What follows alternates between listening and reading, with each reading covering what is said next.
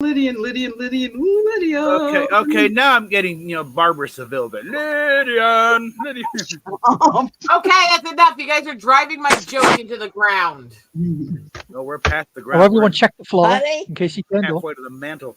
Fucking hell, you guys. Bob, Get my what? I'm trying to take my go meds for check the God's sake. mailbox. I know. God damn it. Oh, fucking hell.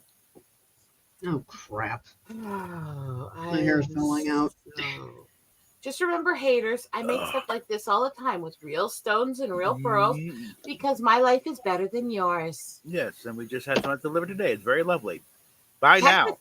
Technically, if you want to get into that classification, the amount of pearl earrings that I have in privated stash and security, which you're not ever going to find out where that is or which state it's in, I have enough pearl earrings with sterling that I've made over the years that I could actually sell them for about 200,000.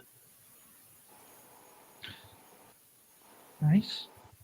So seethe and cope, kids. Yeah.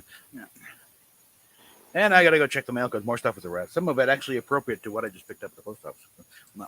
Nobody cares. Go get your shit. I mean,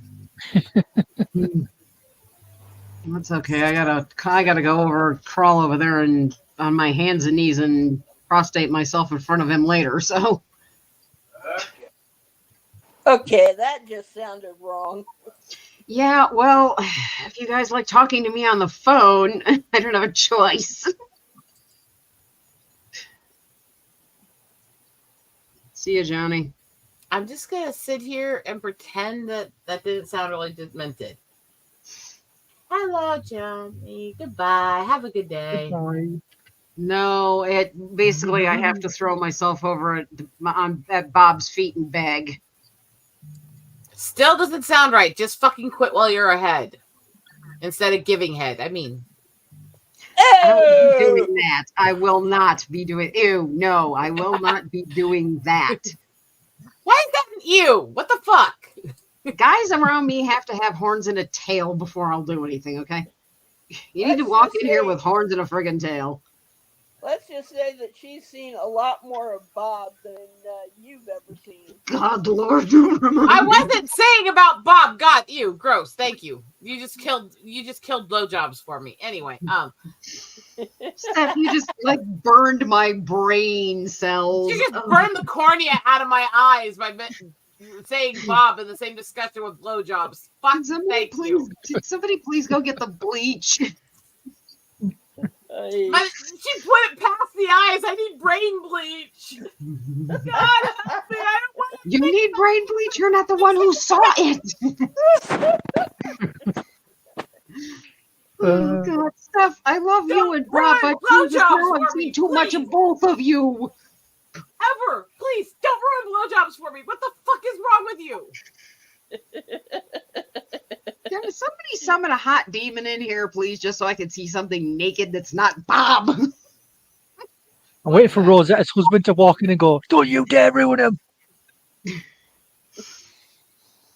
I would be okay if Chris Catalyst walked in here in the buff. What? What do you mean? It's all said delivered. I know. And say what? There's nothing out there.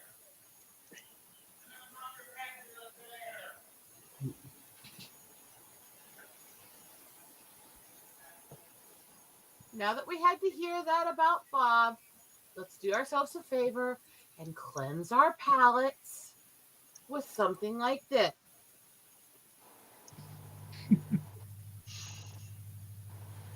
Better? Who in the hell is that? I don't know. I literally didn't look at anything about who he was. Some model. All I cared was he looked hot. I mean, How do I share my screen? this is all I cared. I was just looking at hot guys. Okay, the 1-2 up from him was like not bad. All I cared was I'm looking at hot guys. So am I. Anyway, I feel a bit better now. I mean, Why does he look like he's got freaking puppet strings on him? because I tend to like the guys who look dark. No. I was looking at a No, video and this it looked like comment. someone with puppet strings on. This comment, not you. Hi, No, Kermit. he doesn't. That's just the lighting. He wasn't Yeah, you might sparkly. want to have a chat with the post office, honey. Who cares race as long as they're hot? I mean, Just remember to turn your mic off.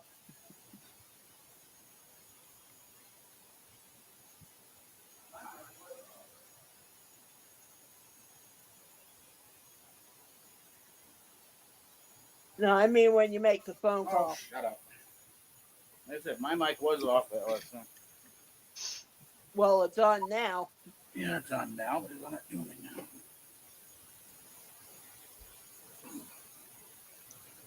So call the post office. First, let me see if I can find out what's going on here. Here first go we had again. to cleanse the palate because of what Steph said. What did Steph say? We were looking at hot men. They just happened to be hot. Because I was started talking about blowjobs, and Steph brought you up and put you and blowjobs in the same thought for us, and we had to cleanse our palate. Stephanie. And she has idly reminded me I have seen more of you than I care to talk about. Yeah. I've seen more of both of you than I care to talk about. So now Rosetta's scarred for life. Every time she thinks blowjob, she's going to think Bob. That's why I always say, No. give me a warning That's first. why I cleanse the palate. So I won't make that connection. So stop fucking saying it. Okay, tuners are on their way. Should be here on the 18th. Oh, now they decide to show up. Well, no, I had to go through another bidding war again, and then Jesus.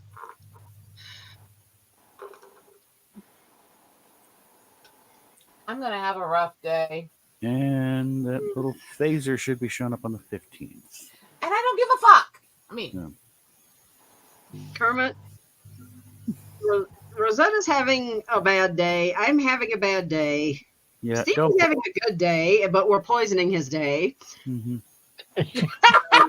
We'll Well, bring actually, him down the way your eventually. days look, the better my day seems. I take it your day hasn't gone exactly swimmingly either. Well, 7 hours ahead. His day's mostly over. Still.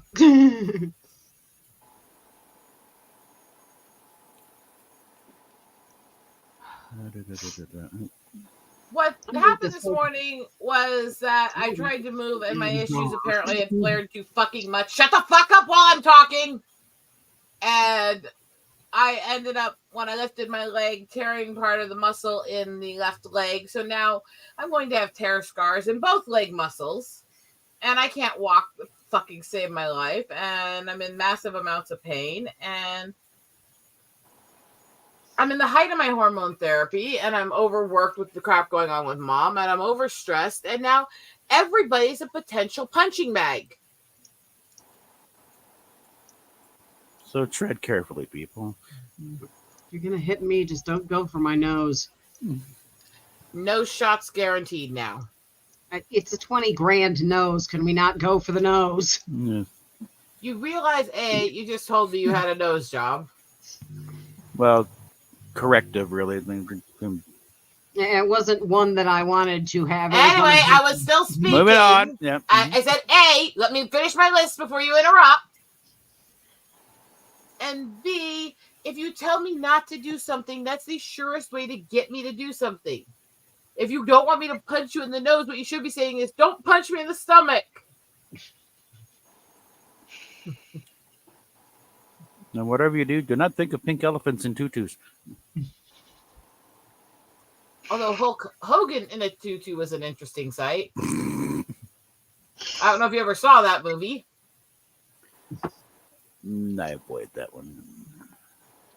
Okay, don't punch me in the nuts. How does that? That That'll doesn't be a work joke. because I know you don't have them. So I'm already not going to do that. I'm not stupid. All right. Up and the tricorder is shipped. It'll be on the 15th. Yes, Kermit, I do like Fallout. Yes, I have indeed seen the trailer. And for the record, my morning involved me losing my job, which is why I'm actually sitting here and not at work. Misery loves company, and company loves more. Anyway, Schmoopy. I'm wondering, did the dipshit not put the key to the parcel box in the mailbox?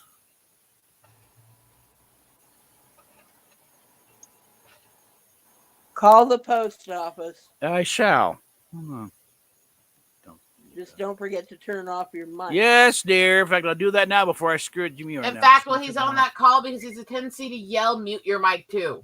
Well, I'm going to be talking to a live person this time, not talking to the robot. You still sometimes yell. I've listened to enough of your conversations. Anyway. No, Dustin, it wasn't so much a firing as it was a forced out. Thank you, Kermit. Notice no sympathy for the fucking one who tore a hole in her leg. I have had sympathy for you the whole time. I'm talking about the idiots in chat. We both talk about it, and they comment to you guys and say nothing to me. I am reaching through my computer, and I am hugging your head close to my basically non-existent chest, patting you. At least if I hugged you, I could give you a bosom to rest on. I mean, but I'm patting your head and saying, "Look, it's going to be okay." Which is not the smartest thing to say to somebody, but it's all I can come up with right now. It's in the same realm as calm down. That will merit somebody a punch in the balls. Calm down. One of my favorite posts that Hayner did was when he told everybody, "Men, if you're fighting with your woman, don't keep arguing with her. Just look at her and say, 'Calm down, woman.'" And I'm like sitting there going, "What are you fucking trying to do to your followers?" It's like, that's sadistic trolling, isn't it? The phrase "calm down, woman" is going to get you hit in the conkers faster than you know what to do with. Yeah, ice A can only do so much. B, it doesn't repair a hole in your leg or make you able to walk. That takes a long time in physical therapy, and I already had to do that on one leg. I was all excited because that leg was able to lift again finally a few weeks ago. After 2 fucking years, I was finally getting back to normal.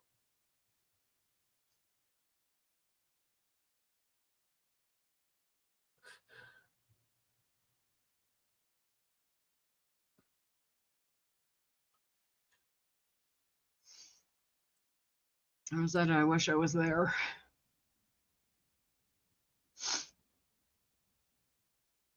I really, really, really hate every person who takes for granted how easy it is for them to do physical stuff. Thanks, guys. I'm not trying to snap you guys. I'm just... I'm still sick. I've been really sick for days. I can't lay anymore. I can't lay still. I can't fucking do it. I need movement. I need life. I need to do something.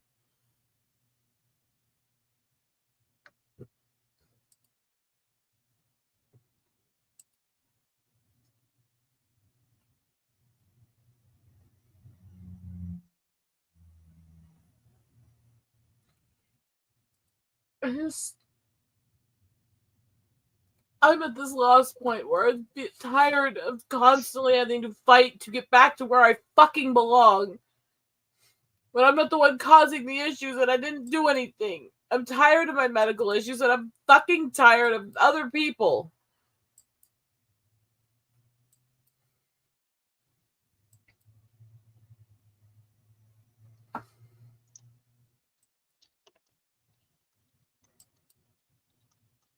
I take for granted how easy life is for them.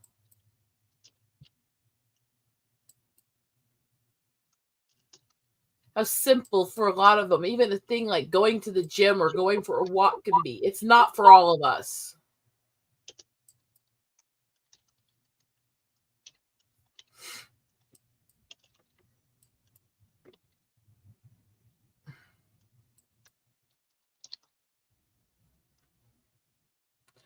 And now that I have thoroughly ranted,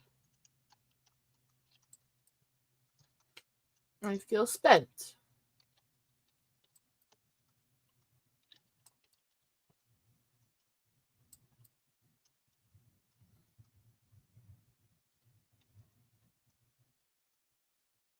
Yes. Yeah. I'm at a loss. I'm listening. I just didn't want to talk over you. I just wanted to make sure you were able to get it out. I know.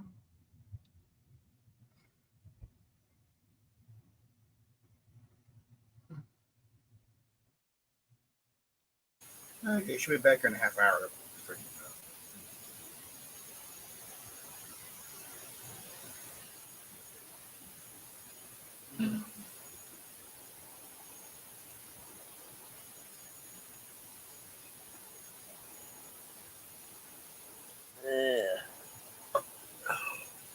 Yeah, good thing you were off for a couple minutes, honey. Mhm. Well, Rosetta is not having a good day. Well, yeah, we went over that.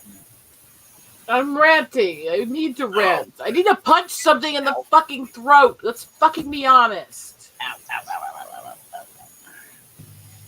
ow, ow. I'm right there with you, Rosetta.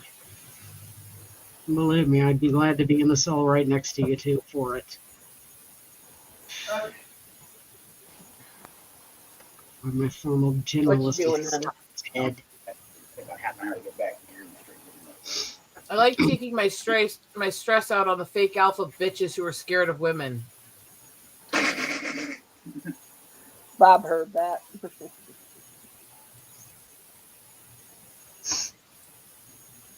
I'm an alpha bitch, but I'm not a fake alpha bitch. I'm a real alpha bitch, which is Oh, probably the reason they couldn't stand me.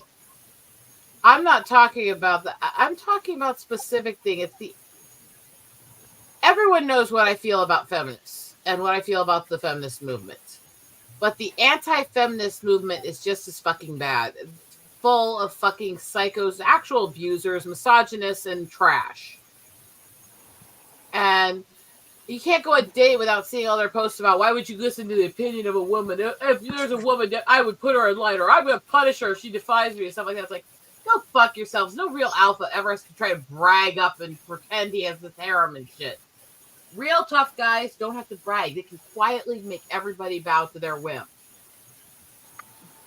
Not only that, but guys like that neglect to remember that if it wasn't for a woman, they wouldn't be here. And if it wasn't for a long line of strong women before her, they really wouldn't fucking be here. Well, I get the feminist movement really is an anti-male movement. It has, even when they usurp the suffragettes, the leadership always has been. And I have problems with the anti-homemaker stuff and shit. If people really are happy to be that kind of relationship and be submissive to their husband, why do they fucking care, right? Mm-hmm. But at the same time, this culture where they're basically trying to portray any woman that has any authority in her own life as being some horrible feminist thing or all these horrible sexual terms and stuff. No, fuck those people. Believe me, Kermit, you didn't. This whole fucking morning has. And so, yes, I troll the fake alphas constantly. I bitch them out. I get them to block me on a daily basis. And it's fucking fun, too. Because it's easy to see how quickly they run away from actual strong women. See, I'm not anti-male by any stretch of the imagination. I'm anti-stupid fucking meathead ball grabber is what I am. Just like I'm anti those specific ones outlined. I don't even care if a guy's the ultra macho type and stuff, as long as he's a decent person. Yeah. I am anti the fucking degenerate sexist scum on both sides. And may they fucking end up together because they deserve each other. Yeah. Because frankly, I mean, sometimes you gotta have both ends of the gender spectrum to be able to do shit. In this particular case, though, every time I hear one of these ball-grabbing meathead assholes, oh, women do this, go ahead, tell that to my face and find out how quick you find a steel-toed boot shoved up your ass. Those Well, are the I get harassed by the ones who say that women should never be in physical labor and shit like that, and female carpenters don't actually know what they're doing, stuff like that. It's like, bitch, I was one. I outshone the guys in shop. They fucking respected me. Yeah. Now, I- granted, are there less women who are prone to be good at physical labor than men? Yes. That is actually true. Statistical averages are a thing. Just like women are less prone to go into the sciences than men are. Doesn't mean we're not good at them when we have women that do shine at them. It just means statistically men are better at that more often than women are. You can acknowledge the statistical average without saying that it can never work, because it can never work is bullshit. You know? And see, that's the one thing that frustrated them when I was in Wares is I would put STEM kits out.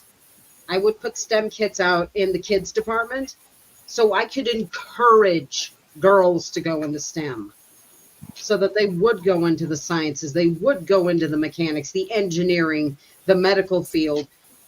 And all of my male coworkers, oh my God, they got pissed when I lifted my own 60-pound pallets and put them up. They got pissed when I pulled 75-pound boxes down and did the damn job. They got pissed when the numbers came up and my ass was responsible for it. I have a response to Kermit in chat and a response to what you're saying. So let me get these out so I can remember it. First of all, Kermit, they were definitely separate movements. The feminist leadership was never good. And they always had ulterior motives. You could read it in the early literature in the 1800s. However, the feminist movement, the average followers through the early ages of it were just egalitarian wanting rights. They were blindsided and misled by the leadership, but they were decent people with an honest cause. The suffragettes were never anything but, we want a right to work, take care of our families, and have a say in how the government treats us. That's all they ever wanted. And they were absolutely fucking right. So that one I will give them. Now to her comment, I have a complication when it comes.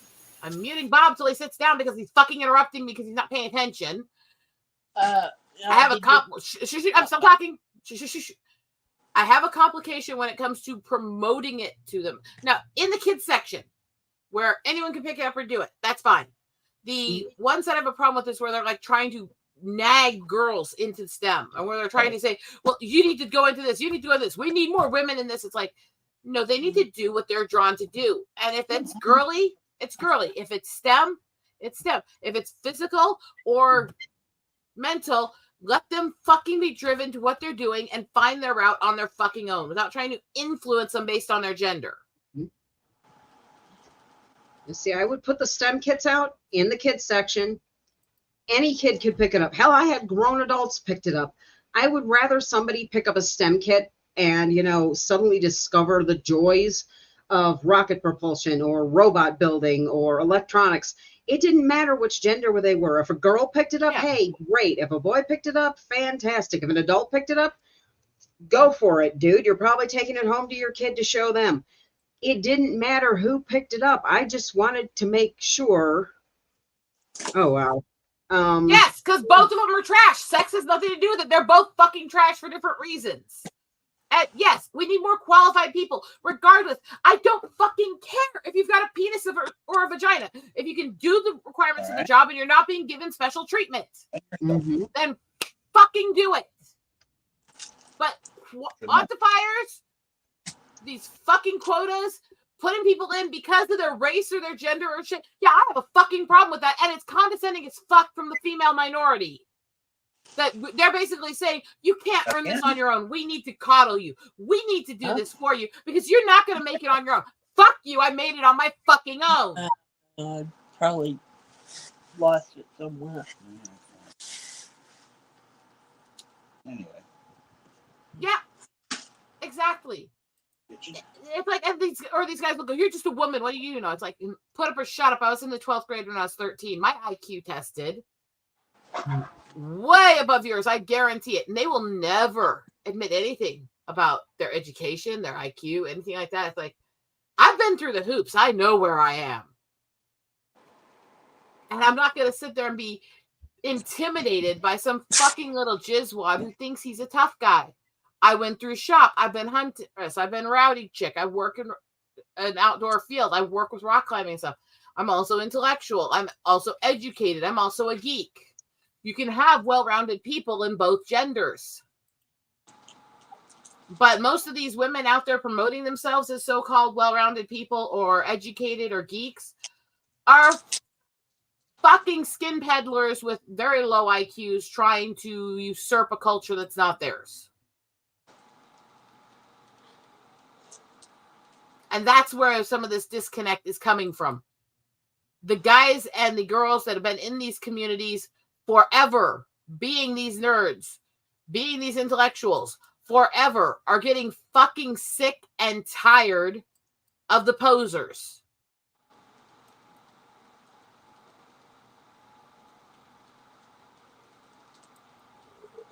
Again, simple acknowledgement of the problem on both sides, right? Mm-hmm. Right.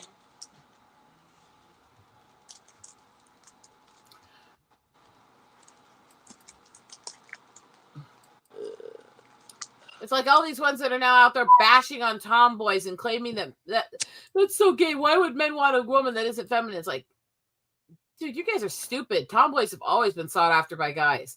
They like a girl who can be rowdy as hell out hunting and shooting with them and then can go home and be a wild demon in the sack with them. Guys have always liked that. Shit, that's no surprise. That's no secret. Why do you think I had so many guys coming on to me all the time? It wasn't because I was acting dainty or feminine. I mean,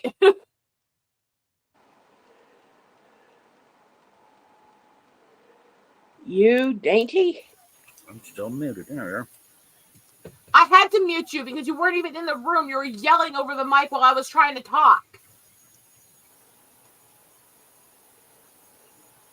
That's why I tell you to mute your mic when you get up. Anyway, No, that's not an anyway. That's an important thing. there we go. Anyway, yeah. Ooh, fucking hell. Bob, I'm No. gonna smack you. Mm, I'm gonna no. come all the way over there and knock the crap out of you one of these days when you leave that mic on and start yelling over me while I'm talking. Anyway, No, stop saying fucking anyway. Bob, You're not shut changing the subject and doing the anyway shit on me. You're gonna keep me going longer if you keep doing that. What the fuck? You think I'm gonna just go, okay, yeah, anyway, I'll stop talking about it because you said anyway. What the fucking pussy ass bitch would do that? I'm trying to say what happened here. Well, then let me have my rant, say, I'm sorry, I forgot, and then move on. They didn't forget to put not just forget to put the key, they forgot to take the key out of the box in the first place. So the packs are out there, wide open to the world. Just hope, slide them. There we go. So it's like just about as bad. Actually, worse of it. Yeah. The upside on this also, to warn men in general. When you say anyway, when a woman's ranting at you like that, that is the same thing as saying, calm down, woman. You are asking the woman to fucking skin you. Now, I'm going to ask your wife and your sister girl. Do you agree with me on that?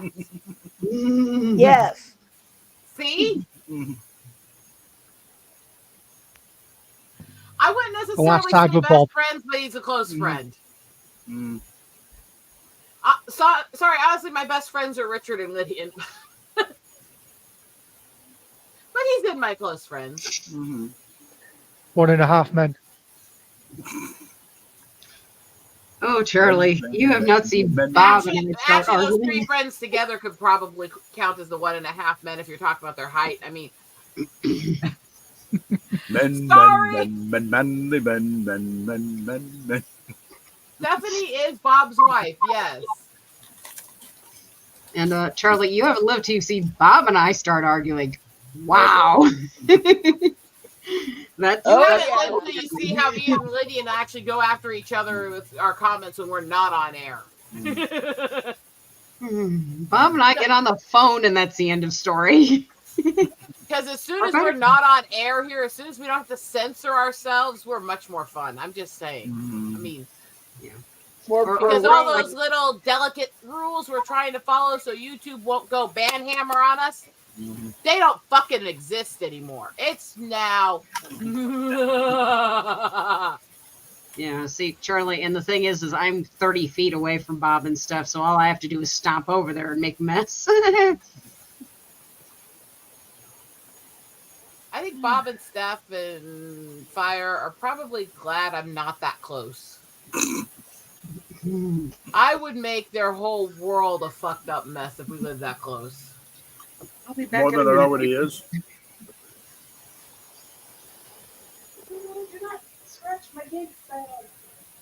Yeah. I'm not easy to deal with up close. Mm-hmm. I acknowledge this. I admit this. I am a moody bee. Oh yeah, new acquisition. The Washburn has arrived. So I'm Yes. trying to figure out the point where I'm supposed to fucking care. Mm-hmm. Like another strat. Yeah. Bob, Mhm. unless you're buying it from me, I don't fucking care. I'm not. I've already got a couple strats. I'm fine. Yeah, just a couple. Which I is don't know how to shut the fuck up. I'm answering chat. I don't know how to hold things in. I literally can't. When I tell people I have no filter, I'm not saying that jokingly like most people say that, as in unfiltered. I'm saying that as literally the part of the brain back here that censors between what you're thinking and what you're saying is fried and half gone from the seizures. I've talked about the fact that, well, they can't technically fully diagnose, even though all the doctors have concurred. Yeah, we're pretty positive you've had Tourette's the whole time. We just couldn't get to it under all the other tics and issues. So I literally can't hold things back. So I'll just shoot from the hip. And I remember one time in Job Corps, one of the girls in the dorm got very mad at me for that.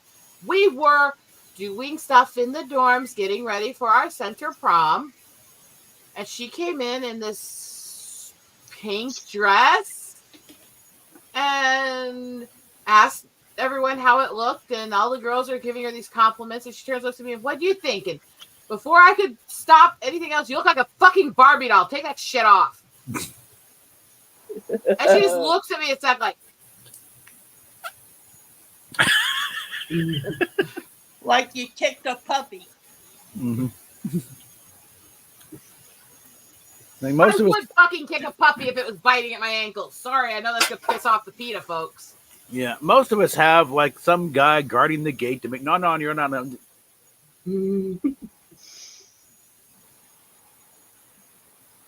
Not His even voice. not even the old greeter at Walmart with a dog. It's like gives her stuff. No, right on him. Yeah, the thing is that very voice that made me react that way to her is why I had the highest sales when I was working at a clothing boutique. They came to me. They asked me to come help them at the dressing rooms. They asked for my opinion because they knew I'd actually help them find a dress that was flattering to their color, their skin, their body type, and everything. I wouldn't just go, oh, it looks fabulous. Buy it, honey. Mm-hmm.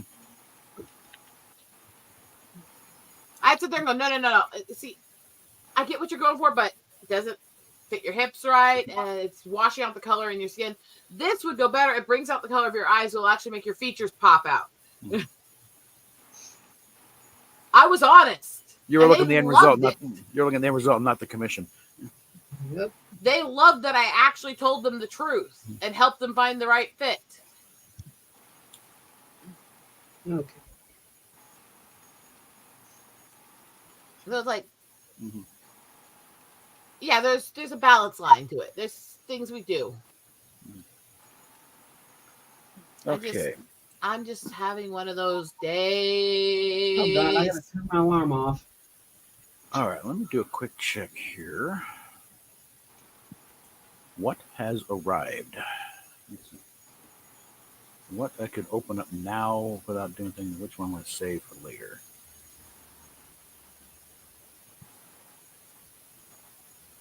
Oh yeah, I get to turn my alarm off. Joy. Your life is now your own. The whole gatekeeper thing is an interesting debate and debacle anyways, because on the one hand, most of it is absolutely bullshit where they're trying to determine who gets the right to be one of these people. But there is something to be said for speaking out against these people who are trying to usurp cultures that aren't theirs in order to try to change it and force the people in it to be different. And those people should be gatekept. They should be fucking punished. I mean, Fuck it. I'm open them now. Sorry, I do have 2 days. I have to actually get up at the ass crack at dawn.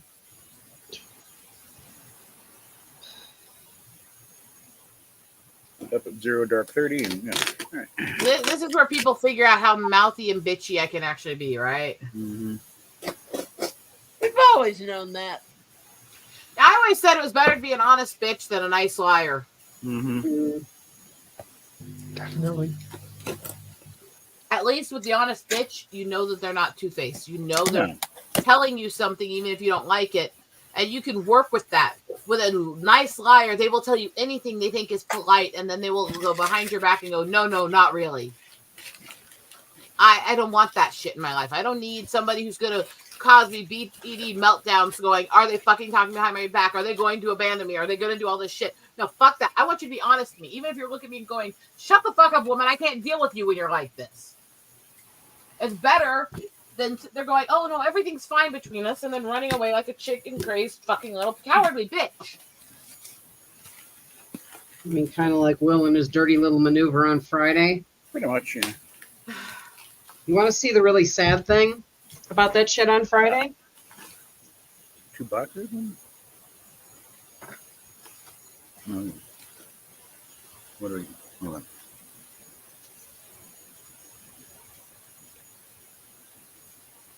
This was actually the deck I wanted. Private chat, by the way, Bob. This was the deck I wanted. Mm. If he wanted to piss me off that bad, this is the one that would have done it. That's why I kind of scoffed when she said that, and there's a reason I put that in private chat too. Mm-hmm. Yeah. But yeah, it's like, look, if there's a problem, tell me there's a problem. We'll fucking work on it. We'll fix it. But if you're going to sit there and play like everything's all right, then it's just going to get worse and worse until something blows up and it melts down and it causes destruction. And look, I have autism. I have anxieties. I have brain disorders. I have BPD. I can't fucking play these games where I don't know. I can't read you. I can't tell what the fuck you're saying is true to me or not. I'm not going to sit here and be paranoid and fucked up because you don't want to fucking just tell the truth because you're too big of a pussy and a coward to just fucking man up. Grow a pair of balls, grow some fucking tits, do the right thing, and tell the truth. Thank you, Iron.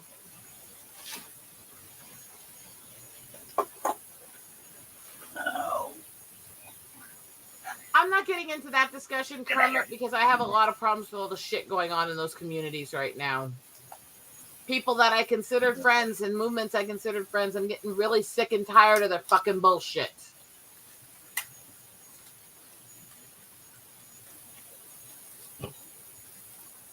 But I do get what you're saying, and generally I agree. Oh, God damn it. Now what? I'm just getting so sick and tired of the childish shit.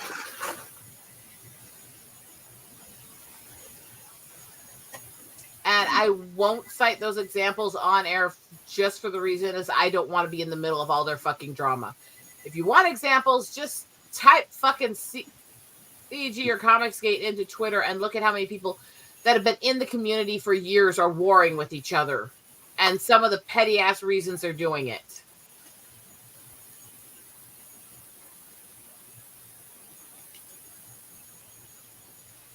And it is beyond stupid.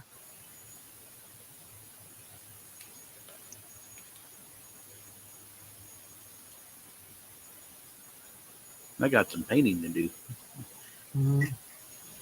Yeah.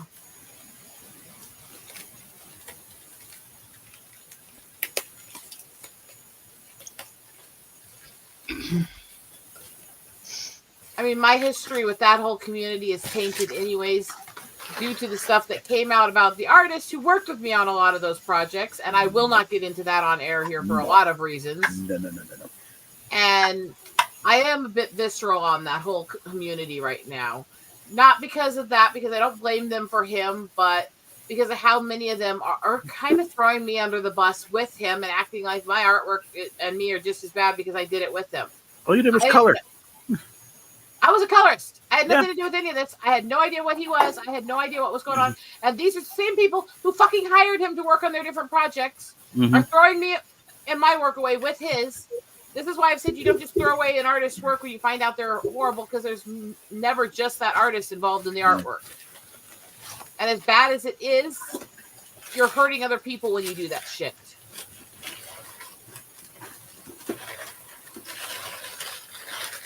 And yeah, I've got a. There you are. I stayed out of it, generally speaking, with everything that was busted on what he was, because I am not a part of it and I didn't do anything. But that's not good enough to a lot of these people, and they keep dragging my art and my past and my background into it because I did colorist work on a few things he did. And it's like, look, there's people who worked on comics with him, hired him to draw entire comics, who are fucking getting less of a black eye for this than I'm getting. So you're the Goyle. I never believe that it was.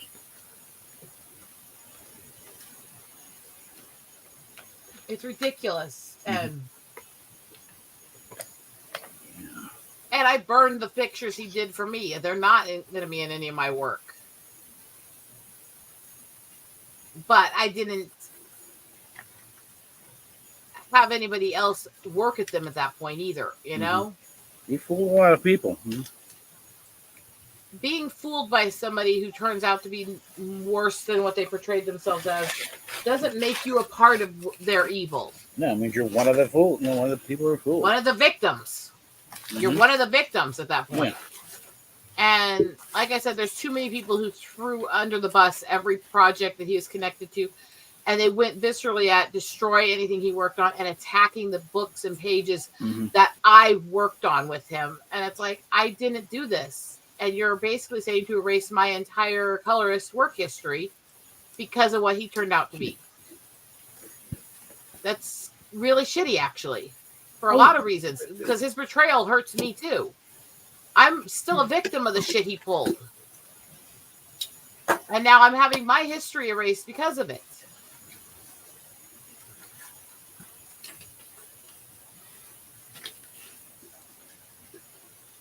And yeah, it's kind of got me pissed. It's kind of got me stressed.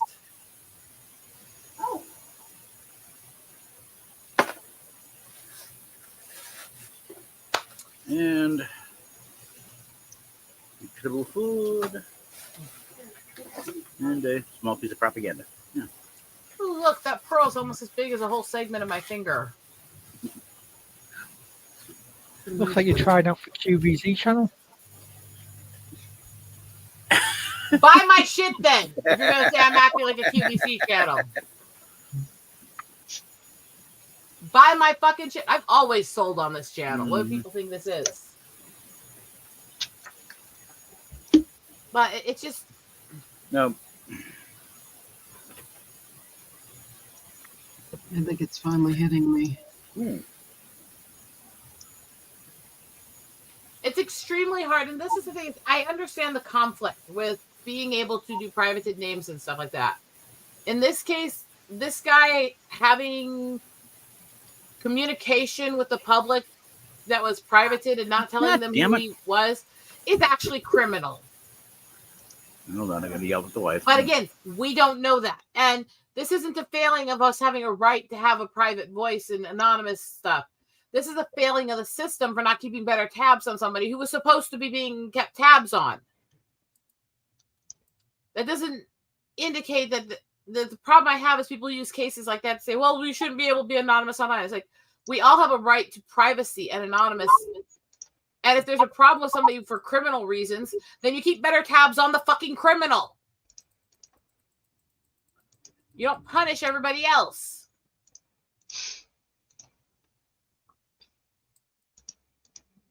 You know who will be hurt if we don't protect anonymity at its roots? Our survivors, our victims, our people who have people after them who will do harm to them if they can find them. Those are the people who are hurt by this shit.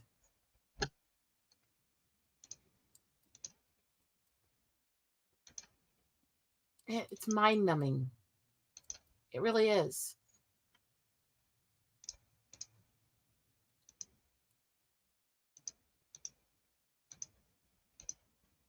There's a difference between my case, where I happen to work with somebody who proved to be very dark and sus, but I didn't know that, and nobody knew that, and a lot of people were fooled by him, versus what Marvel did when they hired Zoe Quinn after she bullied and harassed a guy into suicide. After. And they fucking knew what she was. There's a difference. See, I don't mind the idea of having the characters flip or have people really be their own villain or stuff like that on occasion. When it was first done, and it was done as an anomaly, as an oddity, as a alternate thought process, or something to properly subvert expectations, as opposed to the way Ruin Johnson does it, it was fine. But the problem is, A, when you're touching actual mythology or historical figures, when you do that, you're actually fucking over people in history. And B, when you're doing it to every fucking character, or you're making everybody try to be in the chaotic neutral to evil realm, and you don't have any golden boys anymore, then you're losing sight of another side of it. The point of those characters is to shock and awe in your face in a moment of heated things. When you do that to so many characters, there's no shock in it anymore, and it loses the entire fucking point.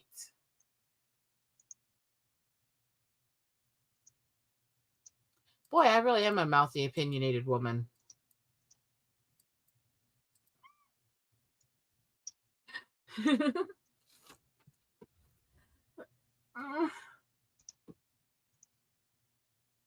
I'm a good girl. I'm a good girl. I'm a good girl. Yes, I am.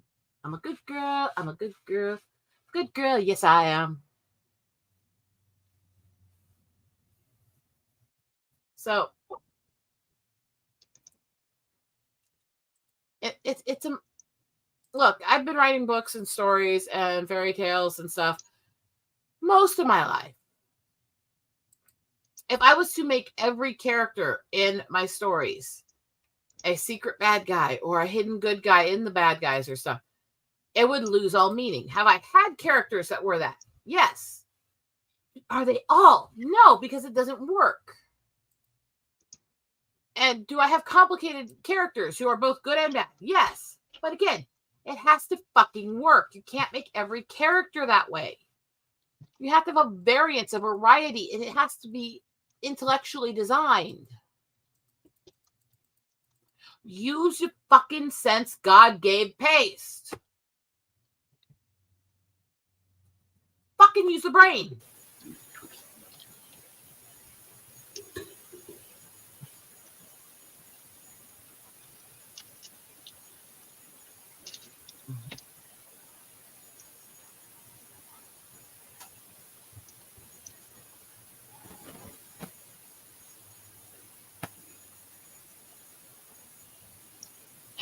Either way, I've already checked out. As much as I love Deadpool, I'm not giving them any money. I have no interest anymore.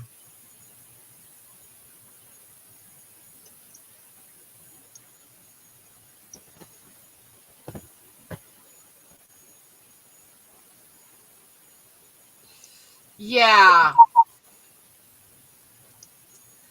And see, it's complicated. Life is complicated, people. Complicated!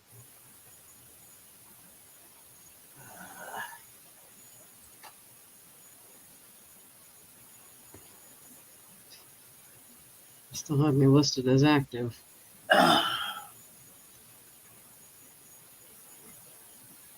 My keyboard has gone out, so I'm going to have to do some shit with the end of the company.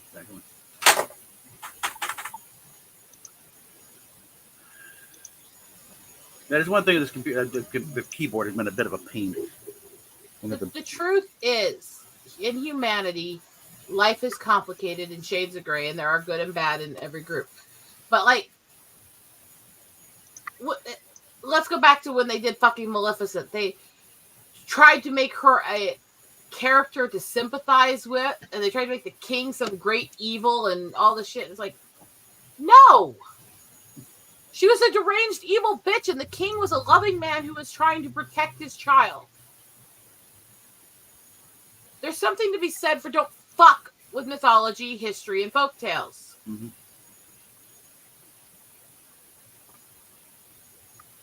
Hey guys, I'm gonna get off of here. Oh, Okay. I think the reality of everything is finally setting in, and I just really need to be alone right now. All right. All right. Cuddle the kitty. I'll see you guys. Much as she'll let you. We love you. Hugs. Look after yourself. Mm-hmm. Feel better, Rosetta, please. Mm-hmm. Okay. Bye. All right. So this is my rant and my rave for the day. Mm-hmm. I am serious. And Bob, your camera froze with your head in the camera and your balding spot showing. I thought it was a tribble.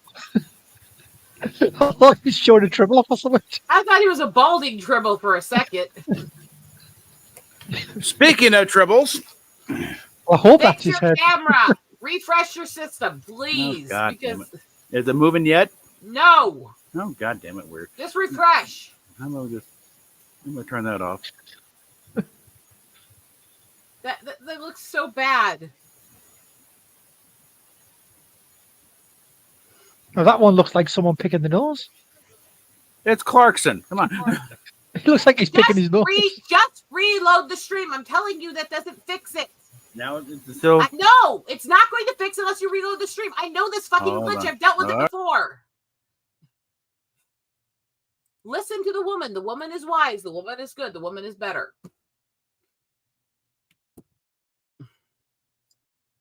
Bad. Okay. Now, David Gerald's little side hustle is, because he still holds a copyright on Tribbles. So he's got a little thing, TribbleToys.com. But also, just by happens that the doctor that Steph has been seeing for certain things, his last name is Tribble. So we got her this.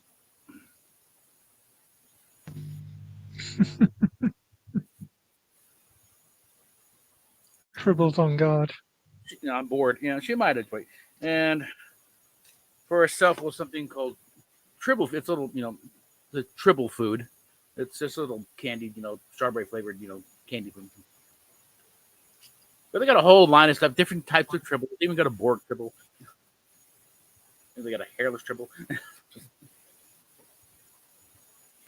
apparently they're also moving into games now. It's something I was hoping to show Mackie when she was there, because she does this giant micro plushy things. Well, apparently they've teamed up with Tribble Toys, so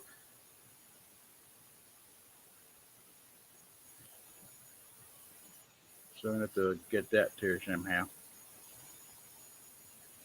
But a bunch of little stuff there. It's www.tribbletoys.com.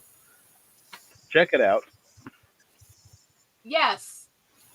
That is the thing, Kermit. Mythology and folk tales are retellings of things around them. It's explaining the unknown. It's talking about an urban legend, basically, years later. It's a story that picks up momentum and started somewhere and grew. And so, yes, when you screw with mythology, you're screwing with people in history and their legends. And thank you. Running. And certain people take offense to you messing around with their mythologies, Mm-hmm.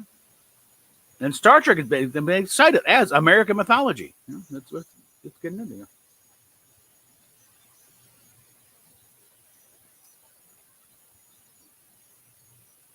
Well, also clever thing about mythologies. No, people did not actually seriously believe in the Greek myths. They were good stories, and they told little parables of story. But yes, there is a Mount Olympus. Some pilgrims went up there. No, Zeus was not sitting there on a big throne. It's just a rock. But they still tell the stories.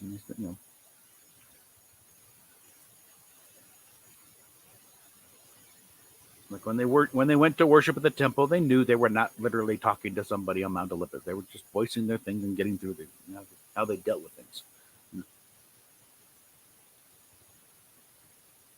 The ancient Greeks and Romans were not simpleton little. No, they were just about as sophisticated as we are. Okay, they could rationalize all this stuff.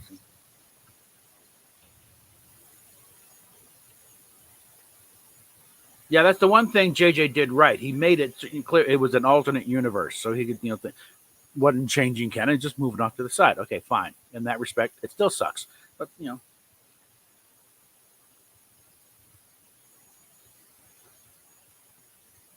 and that is where Kurtzman screwed up. He is trying to rewrite history. He is trying to rewrite the myths, and his version doesn't add up because the writers aren't as good. They don't have the life experience that the previous set did. They don't know how the universe works, and they think they can just change it to whatever they want because it's just product to them. It's not, it's not American mythology. It's Hollywood consumer product. Be back in a few minutes. Just going to make a cover.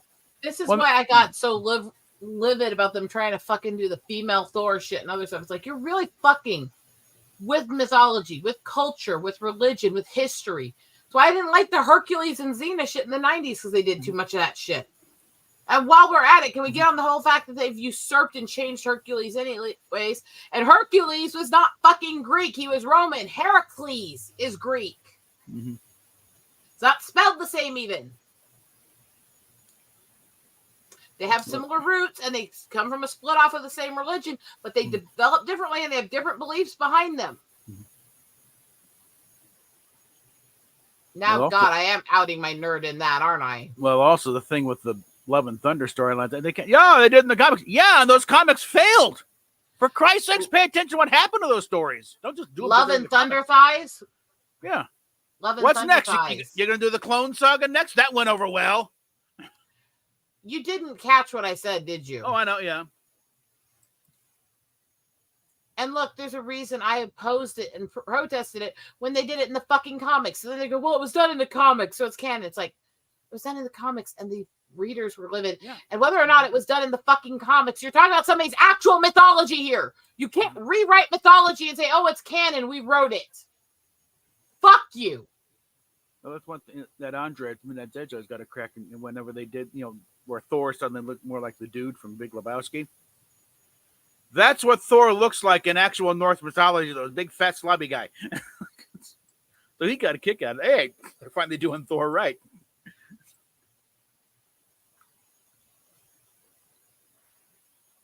The only thing off with Thor was actually redhead.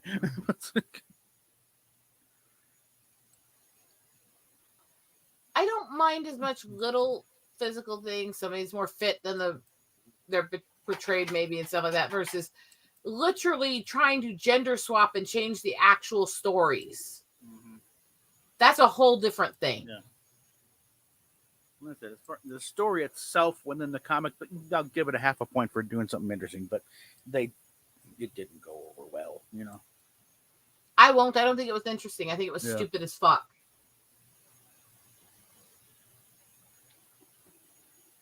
Oh, I need to bring some feedback here. Well, Romans and Greek wrote everything down more. Is complicated and all that.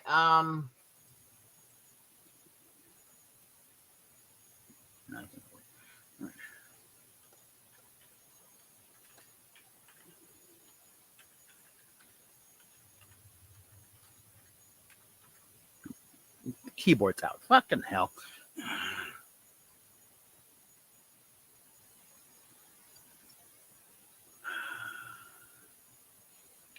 There is a point in Norse mythology where Loki took on and assimilated features of a woman for a while as one of the characters he portrayed himself as.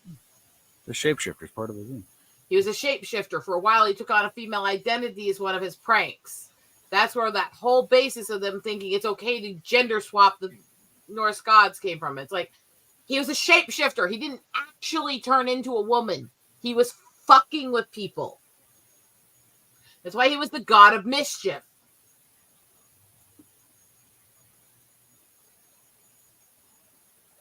And so I understand that goes, okay, well, there was some gender confusion there, but that was as a stunt. That was literally to cause trouble.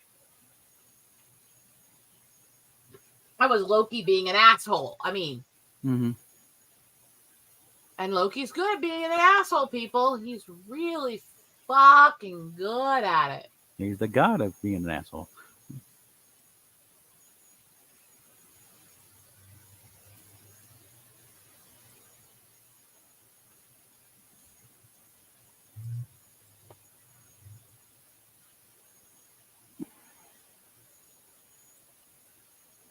Go on Rumble and clear out a couple of spam things.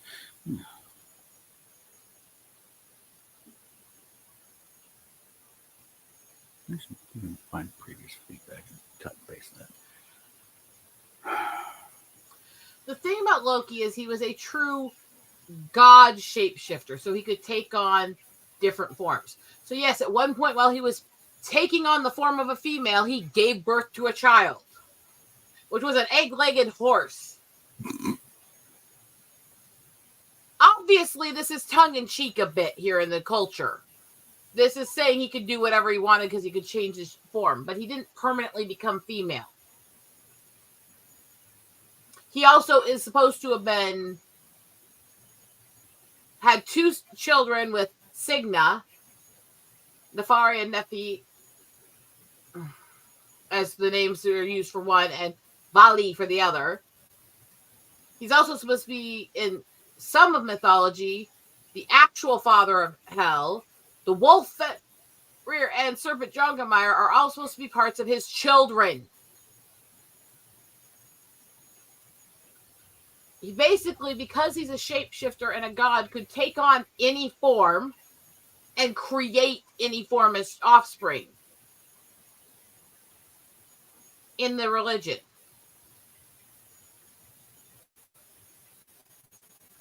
So basically, he was believed to be ultimately male, but have power to swing himself physically, and also have the power to shapeshift and create kids in his own images he wants in the next world.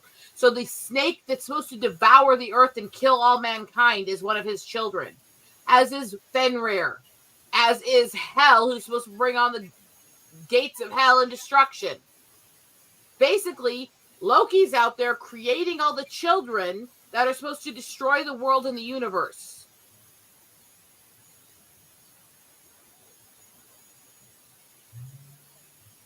This isn't really somebody to emulate. Let's just put it that way. Mm-hmm. He's not a good character. The fact that Tom Hiddleston is so damn good. I gotta admit, he was good at it. Yeah.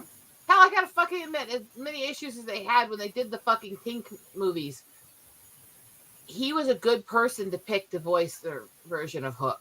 Mm-hmm. He fucking played it well. And I have a soft spot for those movies. I don't know why when one of the fairies is a mouthy redhead named Rosetta. Yeah. I don't know why I'd have a soft spot for that. Yeah. Okay. But, he was one of the things I will give something that's about as modern into Disney as I'll get, and that was still actually a while ago. One of the things I will give him credit for was fucking hiring him to voice Hook was intelligent. Mm-hmm. He did the character justice. He did the creepy, two-faced betrayal shit and all that of Hook very well. Mm-hmm. He came off so creepy as that role.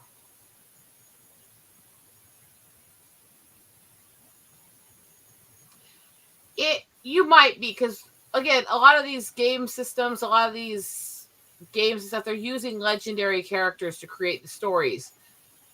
And for some reason, they always use the same few legendary characters.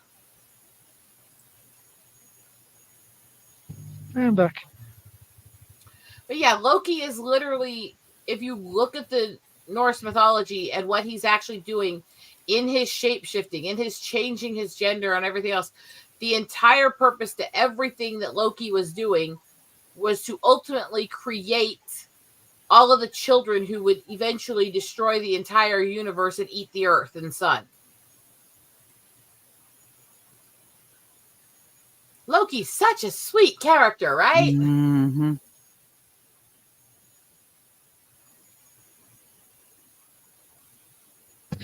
You know, it might just be the camera angle, right? But over your shoulder, there's something near the Dreamcatcher. It actually looks like stacks of cash. I just looked and it looks like you got 3 stacks of cash wadded up in the corner. Look. Okay, they're boxes. Yeah. Yeah. I just glanced at it. I thought, my God, has she won the lottery? God, I wish. I mean, I'd be sitting there going, fuck this shit, I'm out. Fuck this shit, I'm out. Ooh, bitches, suck that bitch. Suck it, bitch. I mean, I could just imagine Rosetta in a private jet flying around the world, beating all the trolls up. What did you say?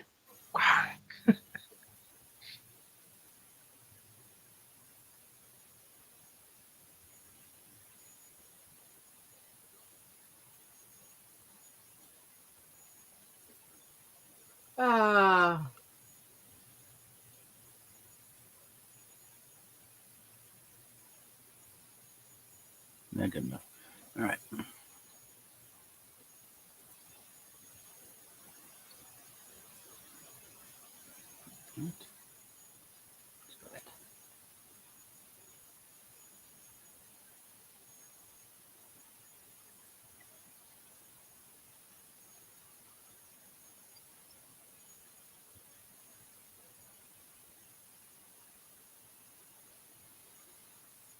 Oh, what the hell?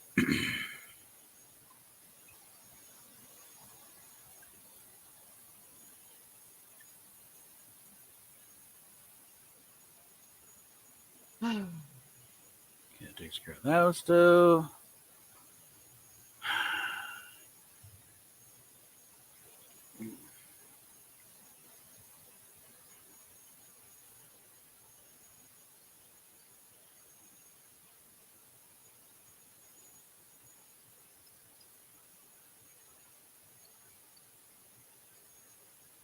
so now that I've ranted and raved a bit, Mm-hmm. I know that was about those comments, and I was trying to respond to those comments some in my rant and tirade about the characters. I just kind of rolled without really slowing down, so I'm not sure if I made that really clear.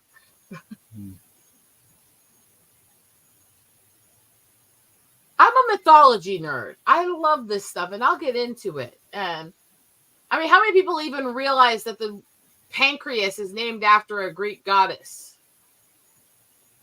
It was supposed to be one of the nurse gods. The St. Pancras. The healer sisters, actually. I have to remember exactly how they pronounce it. There's something I wondered about. Is it St. Pancras? That odd name. Lasiu, the Greek, was a Greek goddess of recuperation from illness.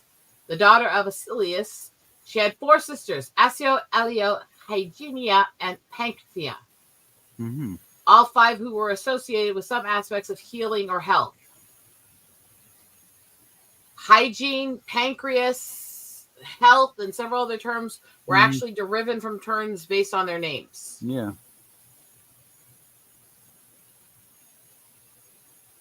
I've actually been wanting to, and I need to draw a series of characters in my mashup styles that were based on the 5 sisters, with some of the modern style thrown into the statue style. Again, how many people actually know that? Mm-hmm. How many people actually realize Medusa had sisters? Or that she was cursed at birth and she was the only one of the 3 sisters that wasn't an immortal? She had reasons to be as fucked up as she was. She was absolutely fucked by her family at birth and through childhood. Mm-hmm.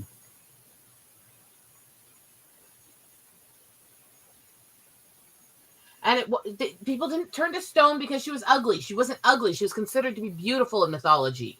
Mm-hmm. They turned to stone because she had eyes that could turn you to stone.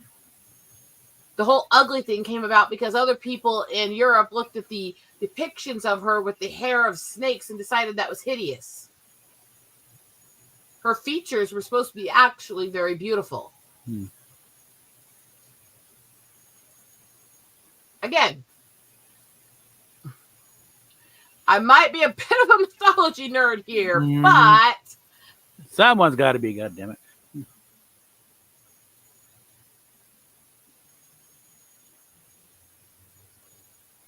it's an interesting storyline too, and that's the thing. So my husband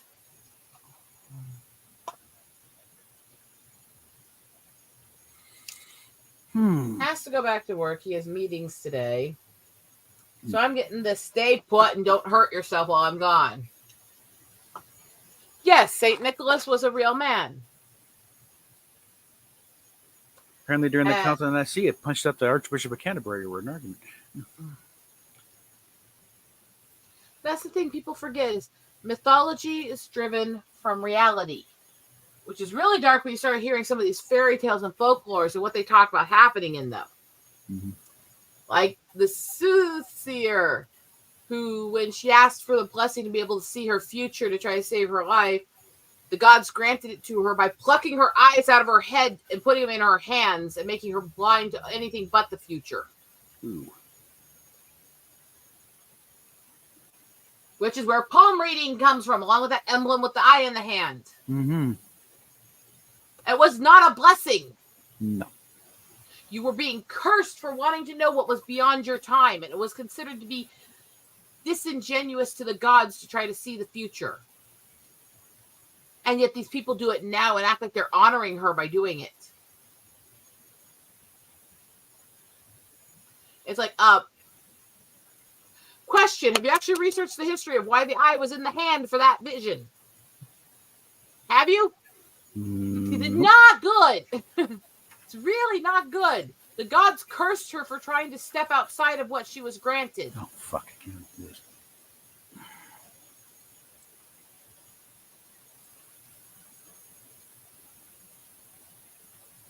Okay, this is going to get ugly for a bit. This is where I could offend people. I actually do believe the gods and goddesses were real, but I believe most of them were Nephilim. To those on the panel who know what that is, what are Nephilim? Anyone? Nephilim. Part of the It's something angelic, like children of angels, like an angel and a human or something as a kid. And You're in the right realm. The Nephilim were a specific sect of angels who were banished to Earth because they were kicked out of God's kingdom during the rebellion of the devil, but the devil didn't want them either. I think they were just aliens. So they were condemned to Earth and rejected by all. And so one of the ways that they were trying to get even was by breeding with humans to create a new species.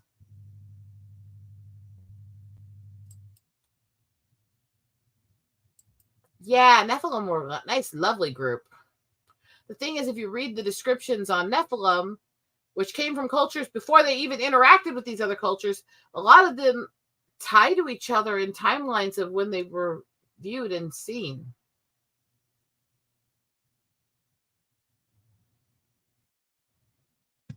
Yeah, I think we were just visited by aliens and they came and spawned them all sort of thing.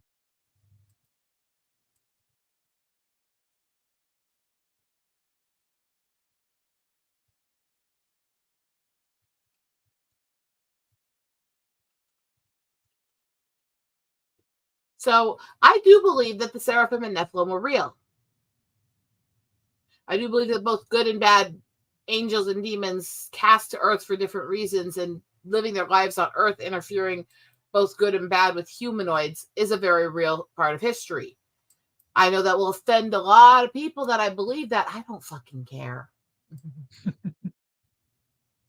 I am a woman of faith. My faith came from the fact that I spent a lot of time researching good and bad of religion, mythology, culture, history, how things developed, human psychology, science. And the more I studied everything, the more it made sense to me that these things were real.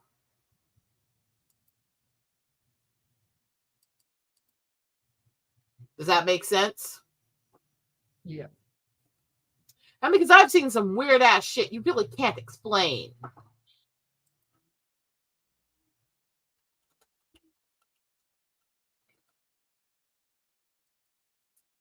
And I look at this stuff and I'm like, well, people think me crazy, but I've had these experiences. These experiences inform me. They're a part of me.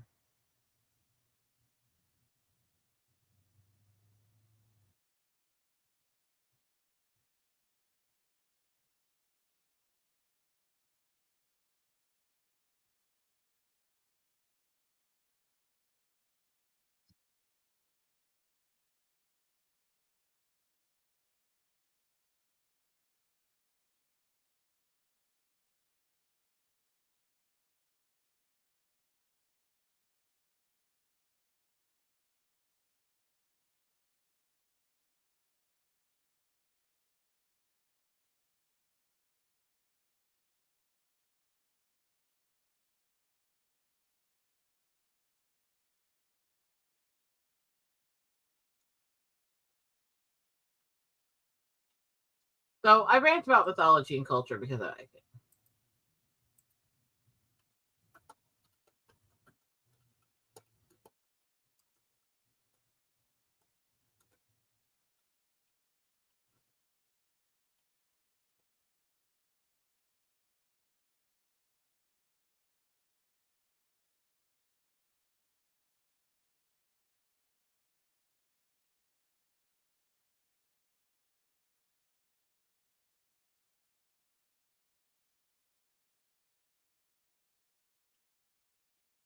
All right, so taking a deep breath. Well,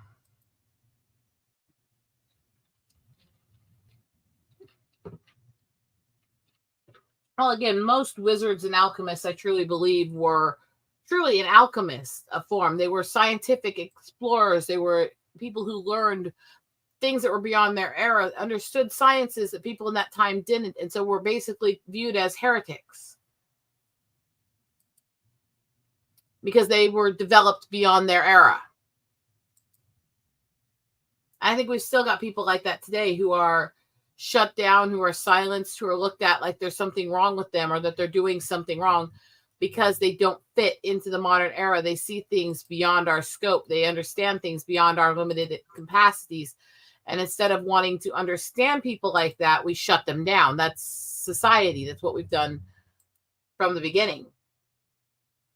And I think the same goes with the people who are so easy and so quick to dismiss natural healers, to dismiss all the medicines of old, to dismiss everything because modern science exists. Well, there's a lot of healing properties and a lot of knowledge and a lot of science and a lot of medicine that has existed and worked for thousands of years. That stuff's not negated just because we've learned a new science. You know? Oils work because they're made of the things that have these healing properties. The things that the scientists use to create the artificial medicine are still based in the plants and stuff that the doctors have used for thousands of years. And so it's a real disconnect to me that people act like if it's processed through a pharmaceutical and put into a pill, it's somehow valid, but if it's processed with natural ingredients, it's somehow not. It's the weirdest thing that makes absolutely no sense, you know?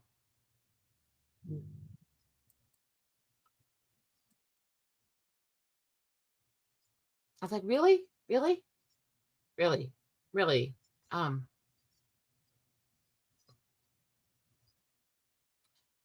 they know what the main ingredient in the detox pills that ERs use for people is? Anybody? Milk thistle. It's a natural detox. That has been known for a very long time. It's been used in detoxing in multiple cultures and medicines around the world for thousands of years. It was one of the things used to cure spider bites and poison bites and stuff like that in the old days. It's also been used for liver treatments, and it is actually known. It's documented. They still use it in the pharmaceutical versions of those things. And yet I'm told that I'm a witch doctor or believing in some voodoo fake science because I put milk thistle in my tea to help my organs cleanse. It's like, that's what they're using. They're just adding extra steps to it. It's the same fucking thing, people.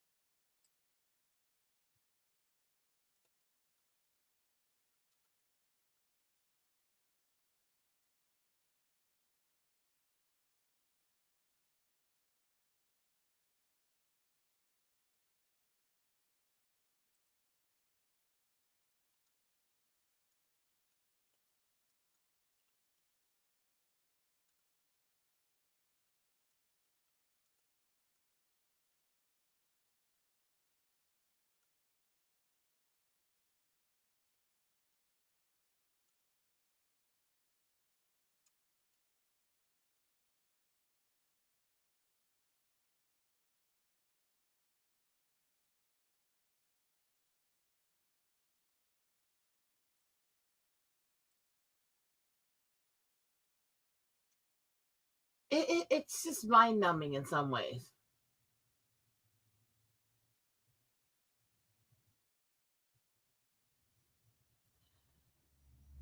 That's a little more complicated. That's going into trying to do forms of soothsaying and stuff like that, and seeing without seeing. And Okay. there's complications in that. But yeah, it's like this whole viewpoint people seem to have where if it's run through pharmaceuticals, now it's suddenly a legitimate medicine. But if you use natural ingredients that are less likely to have serious side effects, it's not real medicine and you're voodoo. It's really, really fucking weird.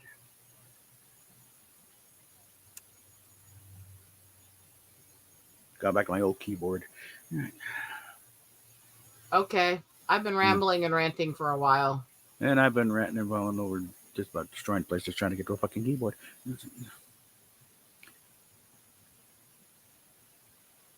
It's nice to have thing all light up and everything, but it's like the thing fucking conks out. It's like, what fucking good is it?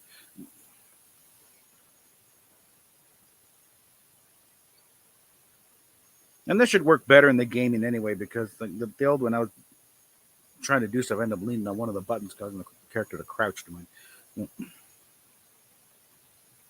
I've just got such a headache and stress today. I'll hang out with a gnome later, and he'll help me de-stress a bit. Uh-huh. And probably when they end this stream, I'll probably sit back and watch some anime and bullshit for a while. Okay. I found a nice violent anime the other day where in the opening of it, you get a whole group of people mass slaughtered by a guy, and then the guy reborn as another person after he gets viciously killed by that guy. So that's a good start for when to let my aggression out with.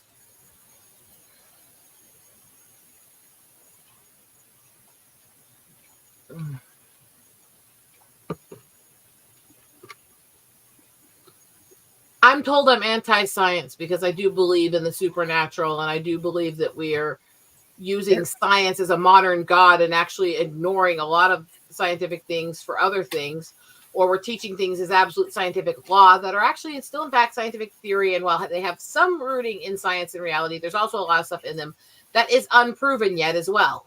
And it's more complicated than that, and it's always been more complicated than that. And science does not disprove religion. It can disprove certain religions at times. It can disprove certain aspects of religion, but the overall that there's a higher power that created this, we cannot disprove. No. And so it's okay to believe in both science and faith. It's completely fine. And it's weird that some people are afraid of that. There are many reputable scientists that are also devout Christians. Yeah, but I mean, to a degree, I mean, Kermit, there's things that sometimes people believed as, well, someday we'll hit this stage. There was no reason they believed it then other than they were hopeful. They were seeing we want this path in the future for mankind. Just like there are people in every religion, even the dark ones, who will reject the negative dark side of it and try to be transformative, try to make the religion good, try to make their faith and their upbringing positive. There was still a while back this issue where a certain extremist group in the Middle East was threatening this Jewish temple in a Middle Eastern country. And it was actually a group of several imams and a bunch of Muslim civilians who linked arms around the entire temple and protected them overnight. You can't discount the people who were trying to be reformers and trying to make it better just because of the problems it has either. You know? Mm-hmm. I have to credit that they stood there. They protected them. They went publicly speaking out saying we stand by our Jewish brethren for having a right to be here. You have to give those people credit too. You have to honor them because they're risking their safety to protect other people's rights and freedoms. And this is why I tell people, I don't believe there's such a thing as any group that's completely evil. Because there's always people who want to make it better or who were trapped in it for different reasons or other stuff who change it. So I think with that whole issue, some of the early reformers in the religion wanted this era where mankind would become better than we were, both in their own faith and in other faiths. And I think that's existed in most religions. I've heard of that phrase. That there were some that were predicting that. I've never found the evidence of it. But I wouldn't doubt it either, because there's always people who want to change and make us better as people. Always. And usually the ones that stand in the way, it's a power thing. They don't want to lose their grip on the population they have under their thumb. Yeah. So while I've never found full evidence of that, I've heard it, I've seen references to it, but I've never found the actual documented evidence. I don't disbelieve that it's possible either. To go a long roundabout way of answering that question, I guess. Because I'm explaining that my viewpoint on it is, well, I can't find it or find the proof because of how many reformers really are trying to make good out of their faiths and their cultures. I don't doubt it.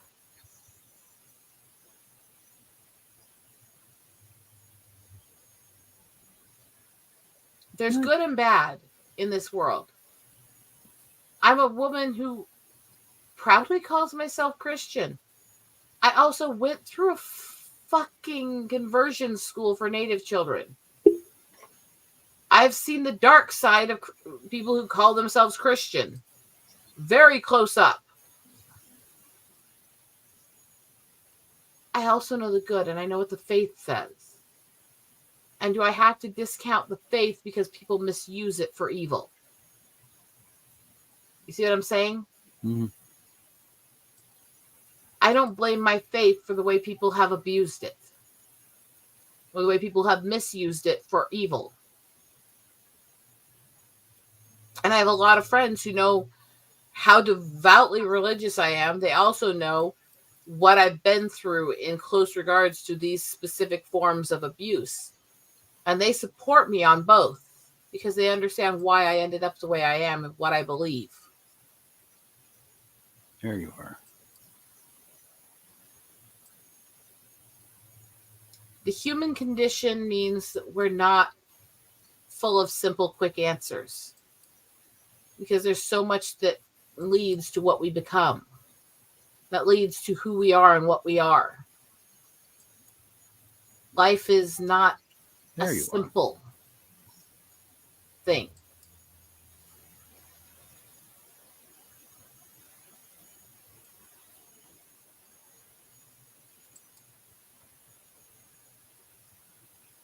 And now I've nerded out a lot today. Mm. And people are figuring out exactly how both religious and nerdy I am in one shot. I've also been rejected by churches for the tics and spasms. I've also had people tell me that they believe my conditions are demonic possession. That's the old fallback. Yeah. That's funny that they actually say that. That's That's crazy. been the excuse for exorcisms for your centuries. Yeah. I'm not going to say I don't believe there is such a thing as demonic possession, but most of the time when people are talking about it, what they're talking about are certain disabilities that make people around them uncomfortable. Mhm. What did you get? There's an old one. Yeah.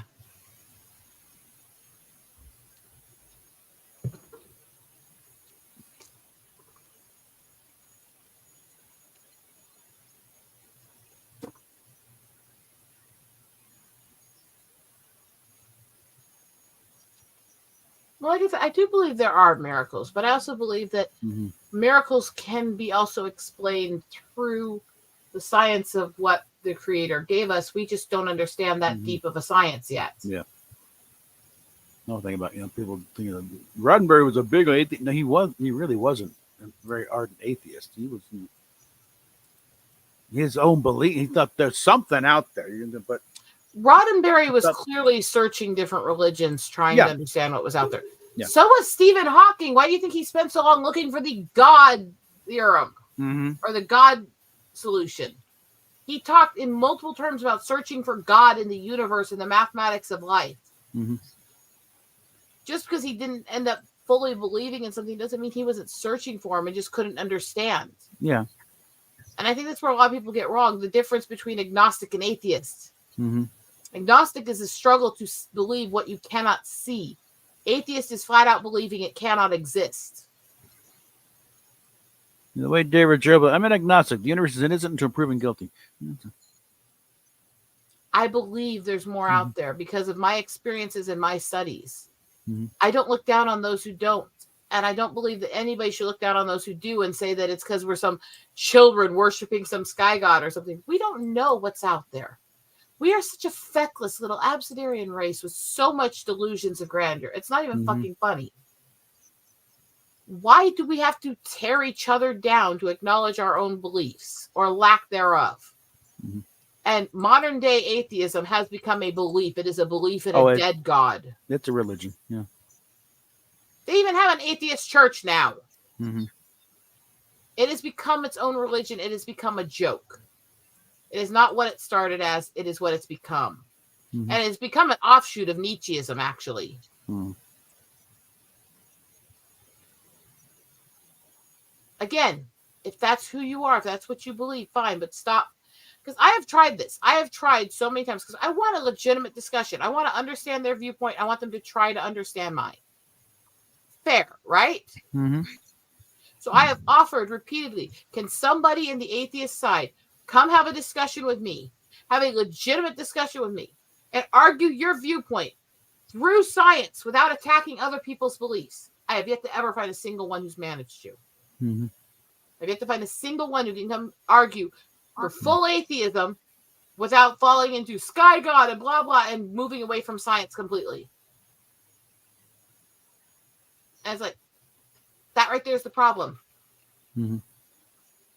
I like the people that are hyper creationists where they think that God's time had to be our time. There's the old joke because biblically it says that God's time is eternal and human time means nothing to him. So we don't fucking know what those 7 days really were. Mm-hmm. You know? And there's an old joke where a guy is talking to God, trying to search for the answers of life. And he asks God, what is 1,000,000 years to you? And God looks at him and goes, but a second. Mm-hmm. So he looks at God and goes, what is $1,000,000 to you? He says, but a penny. Mm-hmm. So looking up, he smiles and goes, can I have a penny, God? Sure, in a second. Yeah, I remember that. In other words, we don't work in God's time schedule or thoughts. Mm-hmm. And those people go, well, the world has to be 10,000 years old because this is how long we charted it if we follow the lines throughout the biblical times. Look, most of those people have been proven that they did exist in some time or frame. So is there absolutely some basis to the Bible in reality? Are there documents that there was a Jesus? Yes. Can we prove all the other stuff? No. Do I believe it? Yes. Do other people have to? No. But these people who say they're Christian and they take this viewpoint, like it has to be 10,000 years because it had to be 7 days before this. It's like, by the time they got kicked out of Eden, first of all, there were other humans around the world. Does this not hint at the fact that there had already been children and offspring who had been in and out of the garden for a while? Even at that notion? But beyond that, 7 days to God, 7 days to God, in eternal time. This could be anything from thousands to millions and billions of years. Do I think the scientists who try to claim we're this many billion years old exactly? It's like, you have no fucking clue. There is no science behind claiming we're exactly this many billion years old. Based on some archaic thing based in carbon dating, which is a flawed as fuck science anyway. Well, there are methods. There's not really carbon dating, but there are some methods out there that There are methods to it's tell a geology. some things. Yeah, There are. But A, they're not perfect sciences, and B, no, they can only detect things for so far and only in some places. That's not going to give us a basis of the time scale of the universe. We're too feckless. We're too small of a place. We can't expand that far out and tell how old things are. We can hypothesize. We can have some basis of science, but we can't give that kind of detail, you know? Mm-hmm. And that's where I have the problem. It's not, okay, we have to be of older Earth. I believe that. And I believe that it's ridiculous, these people who say that an older Earth can't be biblical. I find that ridiculous and stupid on many levels. But when they start saying we're exactly this, it's like, no. Okay, there's sciences and there's hypothesis, but we can only guesstimate certain amounts based upon those sciences. There's still elements, things they've been through, things that have affected those sciences that have changed throughout the ages that we can't predict every single swing they went through. So there's going to be some error range anyways on all of those. We can say we're an old world. And these are the theories of how it was started that have something. We don't know for sure. This is what we do know about science. These are the theories that people think led to that. Decide for yourself. That's what it should be. Yeah. That's the basis of education. It shouldn't be a bias for or against religion. It should be a bias for specific theories that aren't fully proven. It should be teach the rawest, most proven parts of each thing and teach people how to think for themselves and find the rest. That kind of goes to the thing about, the theory of evolution. It's called the theory because there's no way to actually test it. They're pretty sure that's just how it worked, and we've got lots of evidence to show why. But we can't actually go into a lab and test this thing, so that we can't. There's issues with it, and there's reasons why I go into theory and stuff on that one. And full evolution, we have some things that we know adaptation is absolutely real, but there's no actual scientific proof state between changing into another animal. And that's where I'm fully willing to hear the theories and research the science, but to teach it as an absolute and we know for fact and there's no possible way that it didn't happen this way, that's where I have the issue. Teach the factual parts of adaptation that we've proven and that we have theories and these sciences making us think this is most likely what happened. Teach it in a logical way. That's what my viewpoint is. Do I think we're fully evolved and stuff? I don't think so. I think there's issues with some of the theory, but do I think absolutely adaptation's real and we do change into different breeds within the same species and all that? That's absolutely proven, And I don't mind the theory being taught to kids. I think that's a weird religious standpoint for people to have to say never teach the theory to children. What I have a problem with is the people who teach that it's the only possible way that life could have been born, It's like, well, we don't know that for sure. Will you wait a damn minute? God. Set back up here. All right. Go. I'll bring you damn trouble food. Hold on. It's complicated because both the modern scientific community is starting to act more and more like the scientific academies of old, which were run by the state, and we're actually trying to force people into only certain kinds of science. Actually, they did a good job of portraying those scientific communities and what they actually were when they dealt with the version that Jackie Chan did of Around the World in 80 Days. where they were portraying there's nothing left that we need to discover in science and all this, and we're still getting told that we're the golden age. Look at where technology is. We know everything. It's like, no. I am absolutely positive Atlantis was real. I also believe that what ultimately was their downfall, based on the different mythology behind it and what people believe it was, I think what ultimately was their downside is they got so complacent on their technology that when it failed, they couldn't maintain. And I think we're en route to become a modern Atlantis. The entire civilization as we know it.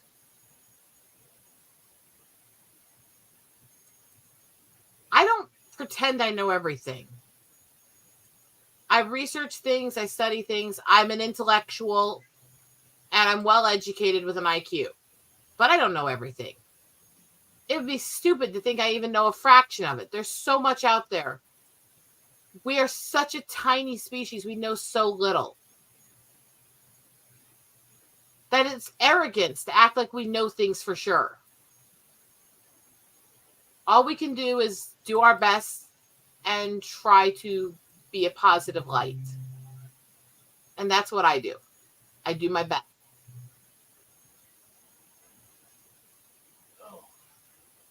I study things and I look at what makes the most sense to me, to my experience, to my intelligence.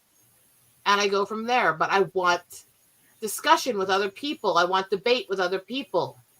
I want to see other viewpoints. I want to hear other viewpoints. I want to learn from other people.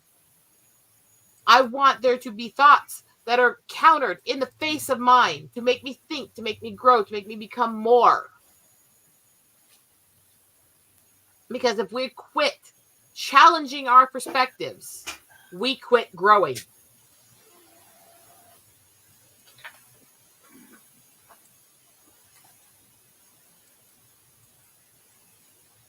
I have no desire to quit. I want to learn. I want to be more. Through every day of my life until I am no longer here. Okay, when do we cue Donovan to start thinking Atlantis? I still believe that they fell because they got so complacent on their technology that when they got bad, they couldn't maintain it and they didn't know how to deal with it. I absolutely believe that. But like I said, I don't know everything. I want people to challenge my viewpoints. And I'll keep studying and researching everything people tell me. Yeah. And whether or not they change my perspective or not, sometimes it will. I have times where I go, okay, actually, that makes a lot of sense. It's also possible, Plato was telling a ghost story around the campfire. So everyone got stoned. Yeah. I absolutely believe that there's absolutely a possibility that these different things have existed in different ways. I believe in the super normal and the paranormal. I believe we're not the only plane of existence. I believe in other dimensions.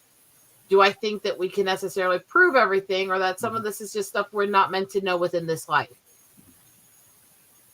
That doesn't mean we stop studying and trying to know the most, but that means take with a grain of salt. We're never going to be the most knowledgeable species out there. I absolutely find it ridiculous to people who say there's no chance of life on other planets. It's like, no. There's other life out there. There's other people out there. Why they would bother to visit us is where I find dispute in the whole aliens visiting things. Intelligent life might be a bit of a stretch. I'm pretty sure it's out there.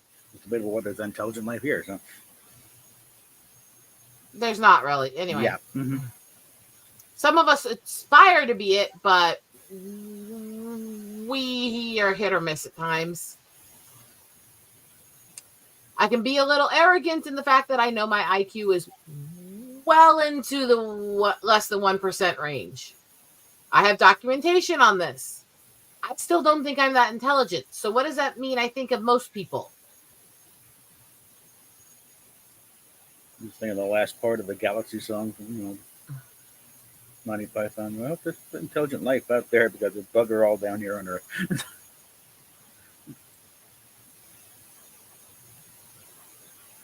And see, that's just it. Mm-hmm. I want challenged every chance you can get, every way you can do it. Send me things that I don't know, that I've never seen, that I've never experienced. Challenge my viewpoints. I'm good with that. I like it. I like to know more. I want to know as much as humanly possible in a lifetime. I will read and consume so much. Part of why I like watching all these different shows and movies from around the world is because Mhm. other cultures put their viewpoints, their religions, their cultures in multiple ways into these stories, and seeing the experiences of other worlds. It's eye-opening. And I am really, really proving how big of a fucking nerd I am right now. Wow. Mhm. No, it's Atlantis may be an example of what happens when your technology you get too big for your britches, There's a and lot. and they did something to blew themselves up. There's a lot of references beyond just the story of Atlantis. Yeah. That references this floating city and other stuff. And Mhm. I think their technology failed, and they were so feckless. They were so reliant on it at that point. They'd been such a coddled society that they didn't know how to handle it, and they collapsed. Yeah. Because I do think they actually fell into the ocean and sank.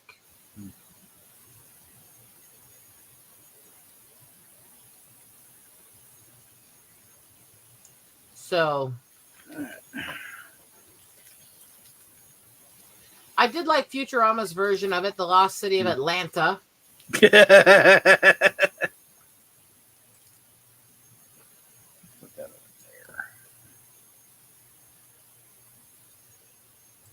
But that's a whole other nerdy reason why I like that one. Hang on, I got the Macho Pizza.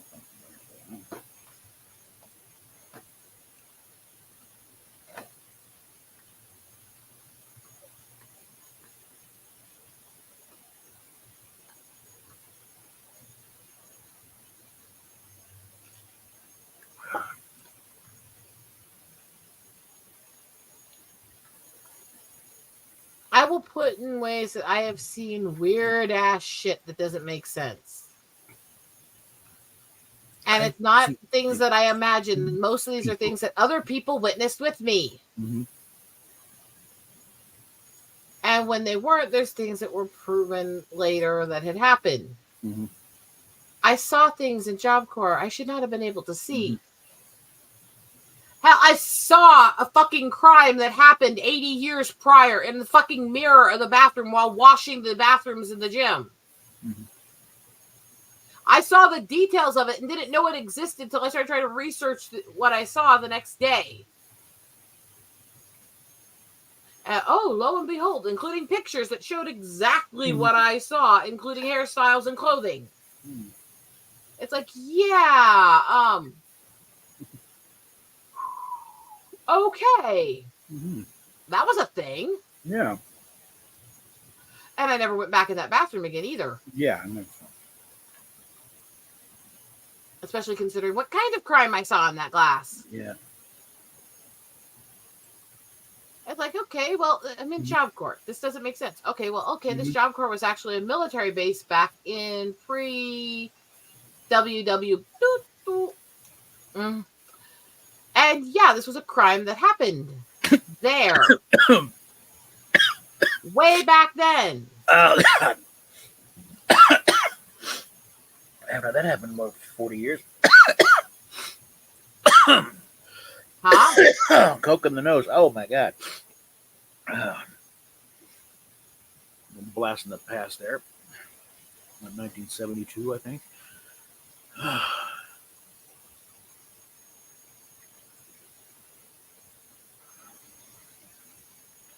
Never ever meet each other. I also not necessarily going to say is possible because we have no idea how long life will continue or how big technology will get. But do I think it's necessarily right around the corner? No.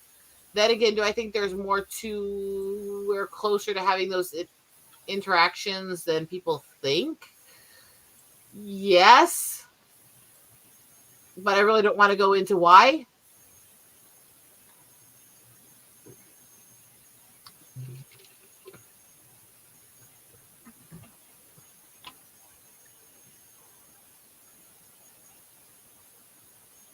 Life is complicated. Mhm.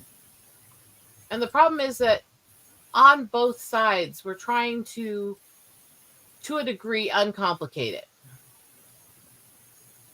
Regardless of which scientific theories you're arguing for or religious theories you're arguing for, most people are trying to find a way for them to understand the wonders of the universe. They're trying to make themselves feel like they understand God or the lack of God in entirety.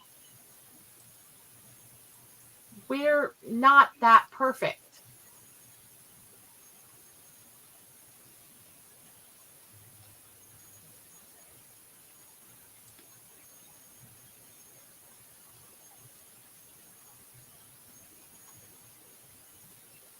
One of the things that has allowed our species to survive as long as it has is pattern recognition.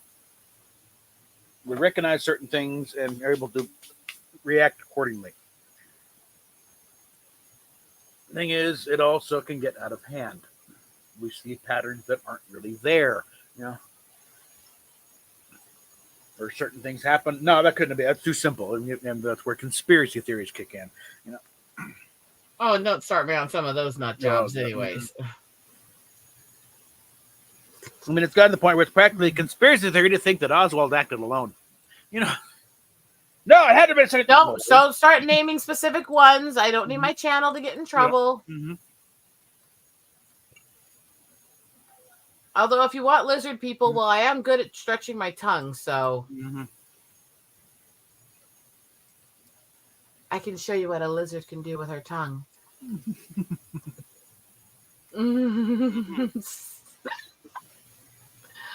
I'm terrible. I know it. I don't care. Fuck it. It was funny. I mean, I'm gonna do more, but I'm eating right now. It'd be gross. So.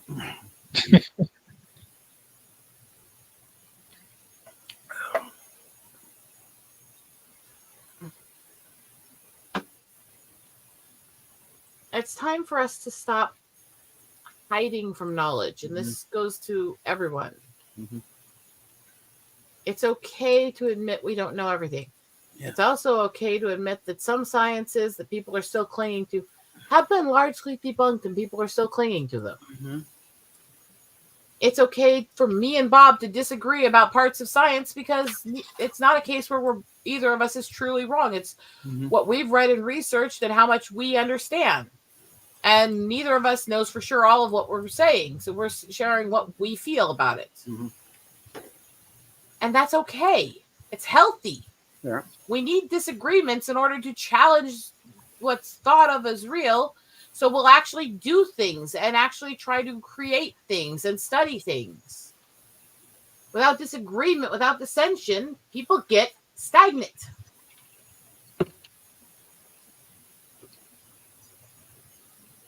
And when people get stagnant, they get fucking boring. Mm-hmm. That's why you don't have the same type of sex every day if you're married. Mm-hmm. You don't want it to be boring. Mm-hmm. When it gets boring, then you start losing interest in doing it. Mm-hmm. And you know, it is not just women who will stop being sexual to their spouse when their spouse still wants sex. There are men who do it too. It's actually not even that uncommon. Mm-hmm. And it's not an excuse to cheat. If you're unhappy or if you're not getting the love you need, get counseling or fucking leave. Mm-hmm. And in some cases, it's not medical that you can keep doing it as you get older. Mm-hmm. There's cases where people lose that ability due to medical conditions. Are you saying that you owe them no honor and no loyalty because they have a medical condition? Mm-hmm. I mean, that's a really weird flex people keep making, and I'm really fucking tired of it, honestly. You know, well, a while back when I cited Richard Lewis in the show Anything But Love, I had no idea that he died that day. So that's kind of eerie. But there's another thing where they finally had him and Jamie Lee Curtis. They've been found this thing. Oh, and they're just friends. And then they finally actually get together and start doing it. But then they kind of slacks off. And she's worried that he's not interested anymore. And eventually kind of comes to epiphany. No, what happened, like with couples? They're hot and heavy and passionate, and then they become friends. It's no longer about. It's just being together. They just become friends, and it's fine. And it seemed to step back because they were already friends. It's like it's not railing. We're fine. You know. I don't know. I've never agreed with that whole thing that just Yeah. become friends and give up the sex life Well, either. it's not that. No, but it's no longer a necessity. You know, it's no longer. I'm not gonna agree with that part either. But anyway, Again, we're talking the average people here. You're not average. I think it's healthier if you try to keep that relationship going, Yeah, even if sure. it's not as often. You need Yeah. that passion for each other still, and that's where Yeah. because too stagnant can kill the love. Yeah. But the thing is, they did a remake of the story Out of Towners in the 90s with Steve Martin and Goldie Hawn. Okay. The beginning of the movie starts with her getting all dressed up, all pretty in lingerie, setting the whole bedroom up for a romantic evening and stuff, and standing there bent forward, trying to flirt with him as he comes in. And he's completely oblivious, walks in, strips out, climbs in bed, and goes to sleep while she's trying to get his attention. That does happen too. It's not just women who start neglecting the spouse that way. Yeah. I mean, it didn't even connect to him what she was doing. He didn't even respond to it to say no or yes. He just like, meh, and went to bed. And she's sitting there like, Nothing you ain't seen before. So I was like, tell my husband that because I can't do anything. We've been married 18 years in a few months here. 18 years. I go in the other room to change my clothes and he shows up to watch me take my shirt off. It's like, other guys never get past the age of 12. It's like, boobies. You know? I don't know, in most ways he's really mature, but when it comes to Yep. that, it's like, No. Boobs. but I still remember staying at my parents' place a few years ago, and Mom getting up to head into the other room, and Dad going, "No, I'm gonna miss the show," and following her into the bedroom while she's getting dressed. And they've been married over 40 years at that point. And as I said, his last act on his deathbed was to grope your mother. Yep. And then all I could think was, Mom says, "Oh, it was sweet." Leave the stage on a high note. Yeah. I'm sitting there thinking he died doing what he loved. I mean, Yeah. Goose and his wife.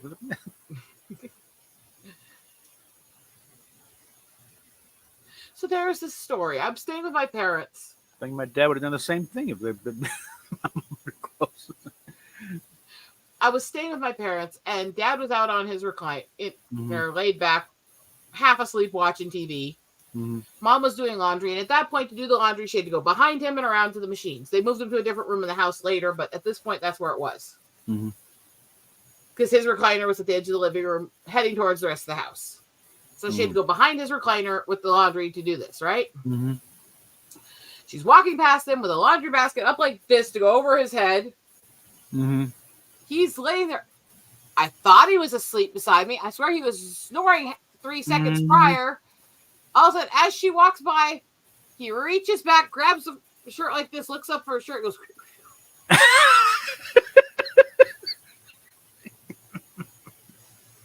And I'm sort of like, Dad! And I'm sitting there like, what the hell just happened here? We laughed. Mom put the basket down, started smacking him in the arm, and he's sitting there going, what? It was worth it. So we laugh and stuff. Okay. Cue a few days later. My husband came back to get me. We're sitting in the living room and we're relaying this story to him. And as we get to the part of what Dad did, he leans over, pats my leg affectionately, nuzzles up to me and goes, "So when are we getting a recliner, sweetie?" I'm like, really? That's what you got from this story? It's like, no wonder my dad and my husband got along so well. No, actually, it's scary sometimes how much my husband acts like my dad sometimes. It's like, well, there's that whole thing about how women tend to marry guys like their fathers? Mm-hmm. Bingo.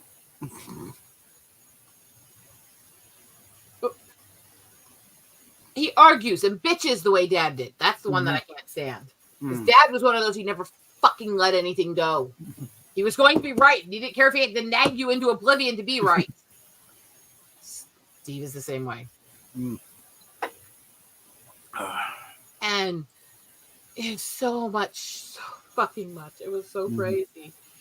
But the one day that I said something to Steve, and he turned up and he literally made the same kind of smart ass comment Dad would have made, followed by the little lip quiver that Dad always did when he was trying to get Mom to do things. Mm-hmm. And I'm sitting there going, oh my God, no. And he looks at me, what? Stop acting like my father. He looks up a sec, goes, I could act like your father, reaches over and grabs me in the butt. Oh boy. I was like, what are you doing? Acting like your father does to your mom. Like, really? Really? Oh boy. I was So, thinking, honey, when can we get a recliner? I've been wanting a recliner for a while, but a totally different reason. But I'll sit here and I'll do things. I'll tell my mom these stories of ridiculous, outlandish, or just childish or pervy comments that my husband makes. And she'll look at me and go, oh, I miss my husband. That's her response. Like, Oh god.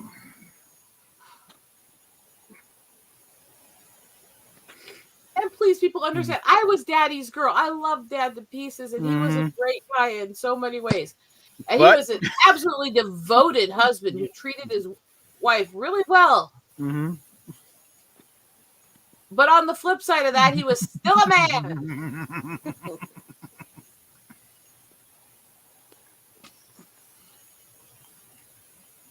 And men do sometimes have that one-track mind. Yep. Let's get the Spock sitting here. Yeah. So the last Christmas with them, Mm-hmm. I was trying to do something special for my husband. So I actually bake. You guys know I don't really bake. I cook, I don't bake. Yeah. And I don't usually make cookies. I don't usually make sweets, but I did this time.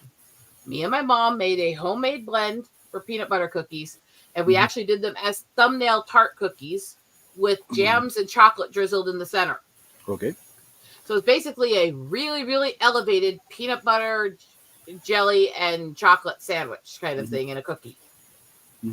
And they came out really good. I need to actually write all the recipe out and actually sell it. It really, really good. And we came up with this, and we get the first batch out, and we look at them, and one of them broke, and we go, well, we need to figure out how well it came out, and if we can keep making these this way. Yeah, you feel like trying it? No, I don't like eating sugars. Hey, Dad, eat this.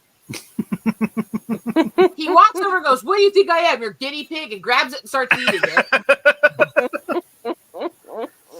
And then goes, you're trying to kill me with this. I spent the next 6 hours while baking multiple batches of cookies trying to stop him from stealing them repeatedly while he was going, these are so terrible. Why are you making me eat them? While he's swiping them from a plate that wasn't for him. Gave him the opening. It's like, yeah, you're so horrified by it. You keep stealing them, you ass.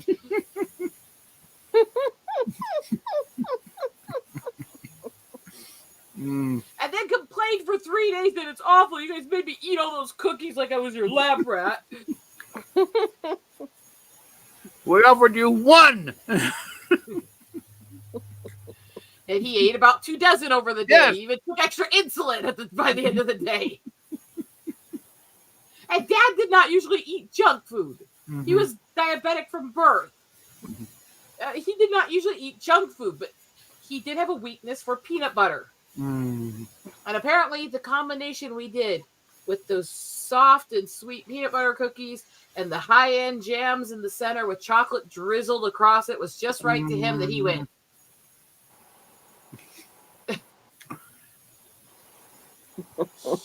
He kept stealing them. And we're trying to make enough to have multiple batches and types for my husband as a Christmas gift for him. And he keeps stealing them. So we ended up making 2 extra batches by the end of the day. And then one of those I couldn't find because apparently he snuck the container out into his bedroom and hid it.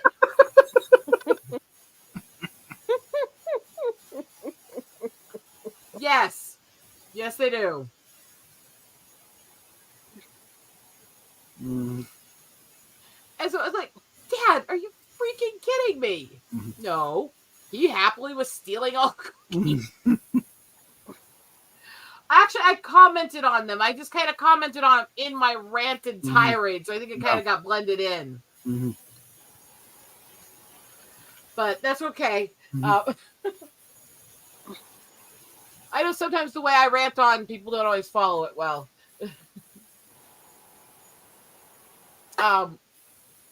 Yeah, it could be more. Just recognize why your mother act the way she does.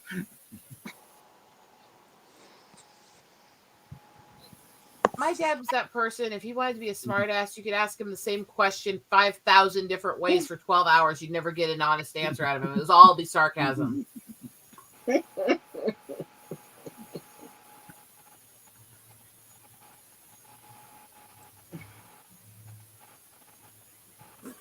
And he was always so proud of it, too. Oh, so it's a gay joke. Yeah,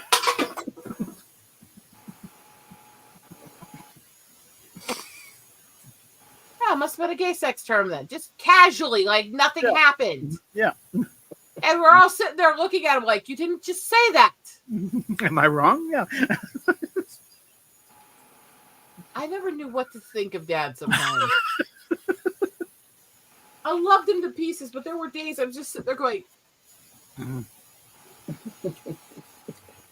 There's a thing about disc jockeys. They're always looking for a bit to do a little, get you a little bit in, get out. and he was. My dad was the college DJ. He was the DJ that Sinbad quoted in his stand-up and during his early 80s shows. The whole thing with the whole go for it and all that stuff in the 80s that Sinbad started based on what the college DJ said. That was my dad. Yeah. It's like, get your little one-liner in. Here's the latest from Led Zeppelin.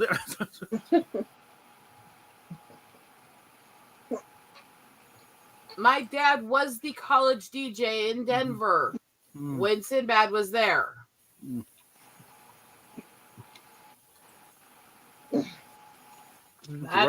Where was it? At the Regis or where was it? I don't remember all the details on the school. We actually went over the papers even one time with Dad. But yeah, he was university in Denver. He was their scholarship during that time. The only reason he left college was because his medical got so bad he couldn't actually consistently go to classes, which is ironically the same reason I quit college. So there's that. I mean, it was just insane. I loved my father more than almost anyone could express. I was Daddy's girl, and we all miss him dearly. But there were days I swear I could have hurt that man with his comments. And there were days I swear he was egging my husband on to tease me. Come on, take this one. I'm tired. Come on. I think that's why Dad was the one who, when one guy started hitting on me in the mall, racked him in the stomach with his cane. And yet my husband, who was at the time my best friend, comes to my parents' house for Christmas and is making every immature joke imaginable and keeps grabbing at me in front of them. And Dad is laughing. Because apparently Dad found that funny. It's like, now she's found the right one finally. And I asked him why. He's like, because, we can smell our own. We can see guys that are like us. And your camera froze again. Oh.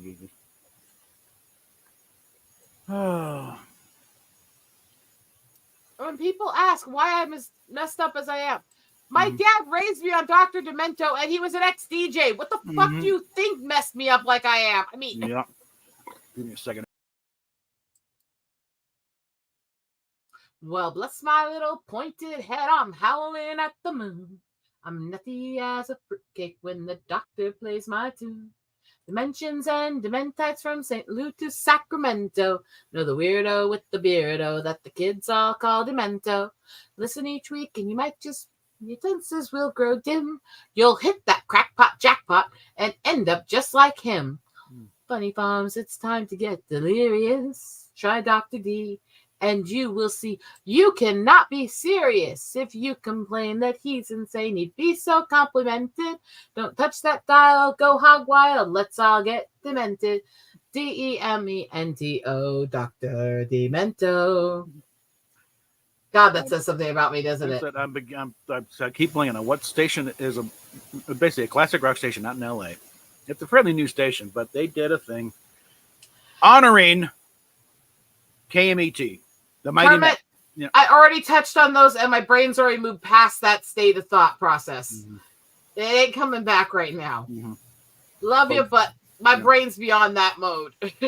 But like one of the things that they brought back any old KMET, DJs that you had around there and played the old 93.7, little bit of heaven, 93.7 KMET, Tweedledee, But they kind of wrapped the thing with the Dr. Demento show.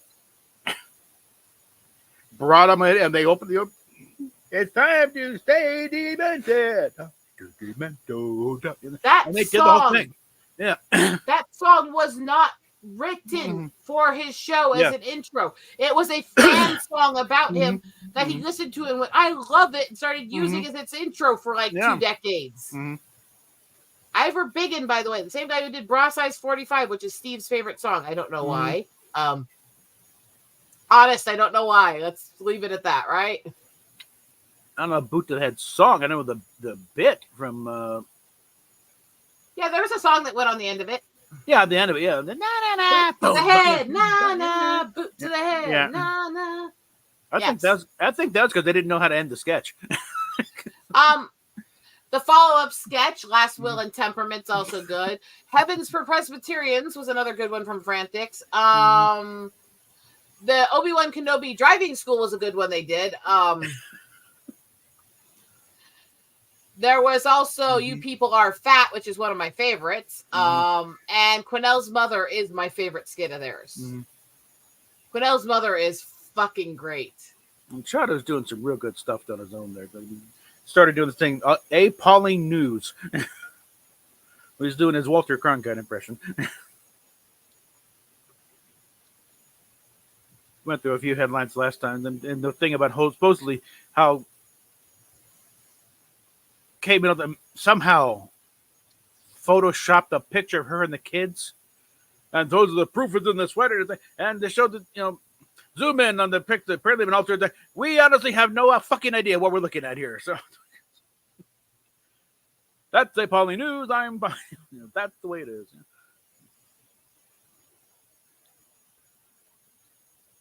By the way, if you can find the uncensored version of Boot to the Head, I give you credit. They've been purging it everywhere.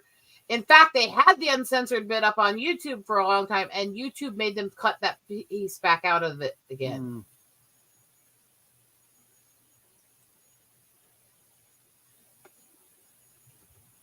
Now, when do we start learning how to kick butt? Did we kick butt? Yeah, I understand.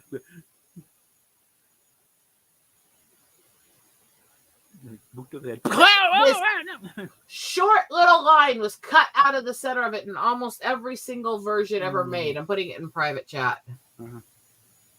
Yeah. It's okay, Kermit. I just know my brain right now, and it's already lost that. And I'm heavily sedated today, so once the thought process is gone, it ain't coming back. We moved on. Yeah. Recommend you do likewise. It's nothing you did wrong, okay? So, yeah. I don't know why YouTube keeps making him cut that line out, do you? Nah. No clue at all. That's an answer, Anthony. Move on. No. The thing is, I didn't know that line was in it. I'd only heard the radio version of it and the version off of Dr. Demento's collection. And so I looked it up to play for my godkids, and that's where I found out that line was in it. Oopsie!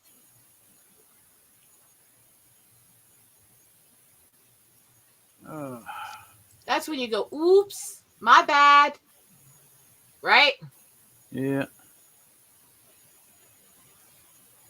Okay, I'm gonna put that to the side here. I didn't know it said that. The kids had an interesting reaction. Especially since they're pastors' kids.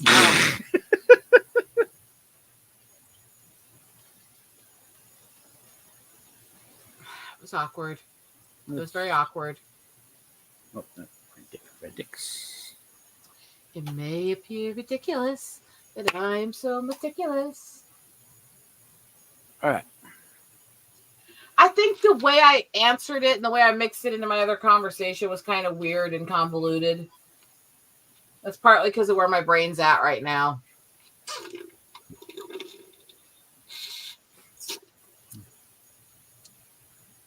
I'm in a lot of pain and my anxiety is super high and my muscles were too tense and I'm out of muscle relaxers. So I took extra amounts of CBD to help relax the muscles because it does.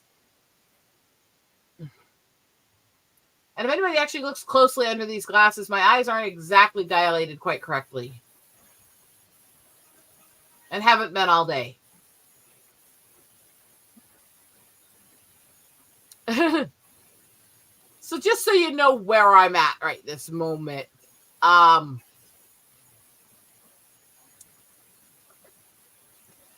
entertaining because I fucked up. I mean.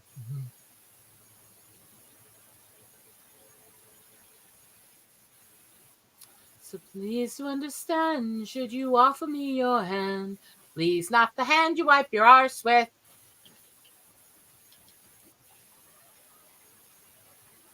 I don't know what's wrong with me. Hold on. It may appear ridiculous that I am so meticulous. From some things like that I am sparse with.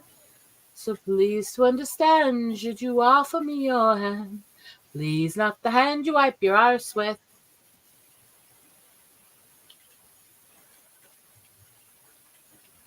God, I am fucked up. Mm. Mm.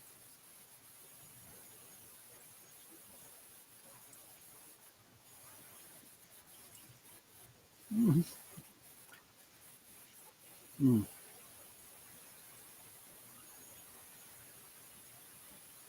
Mm. Mm.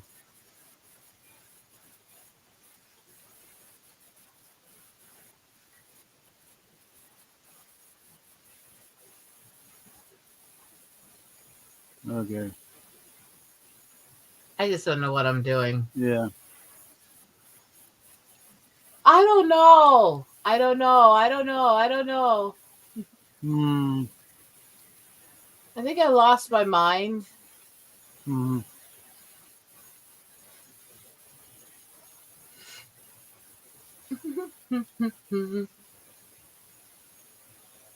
Mm. And the thing is, I shouldn't be sitting up this long either. Because a certain injuries flared up. Mm-hmm. And so I'm in a lot of pain right now, which is making me crabby. And it necessitates some heavy sedatives, so which is made her very, very loopy. No. Is that why I've been rambling so much this stream? Okay. I'm going through the bit on the side here, trying to see if because this is apparently off of the record and everything. I think we're getting close to where that line is, but.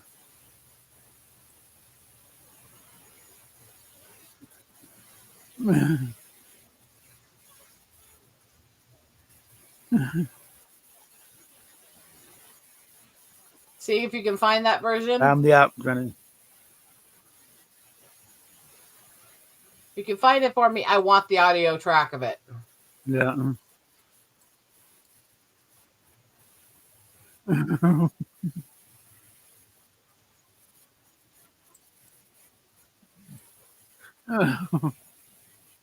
I love Boot to the Head anyways. Mm-hmm.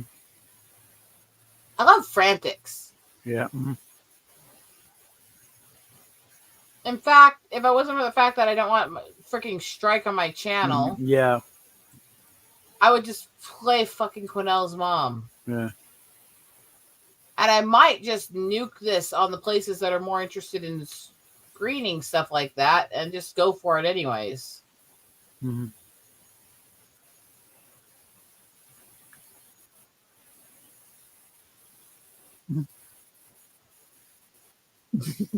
Well, here we are, Mary, the snake pit.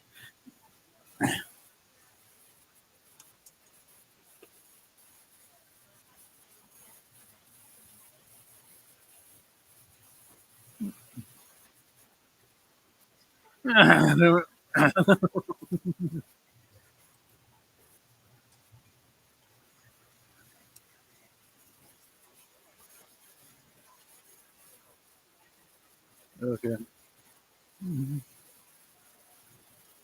Okay. How about this? I think I'm going to nuke the stream so I can listen to irreverent bullshit with my friends. Okay, I think it's not there. Yeah. I'll see if I can find that version while we're doing this. Yeah. Bye, guys. Yeah.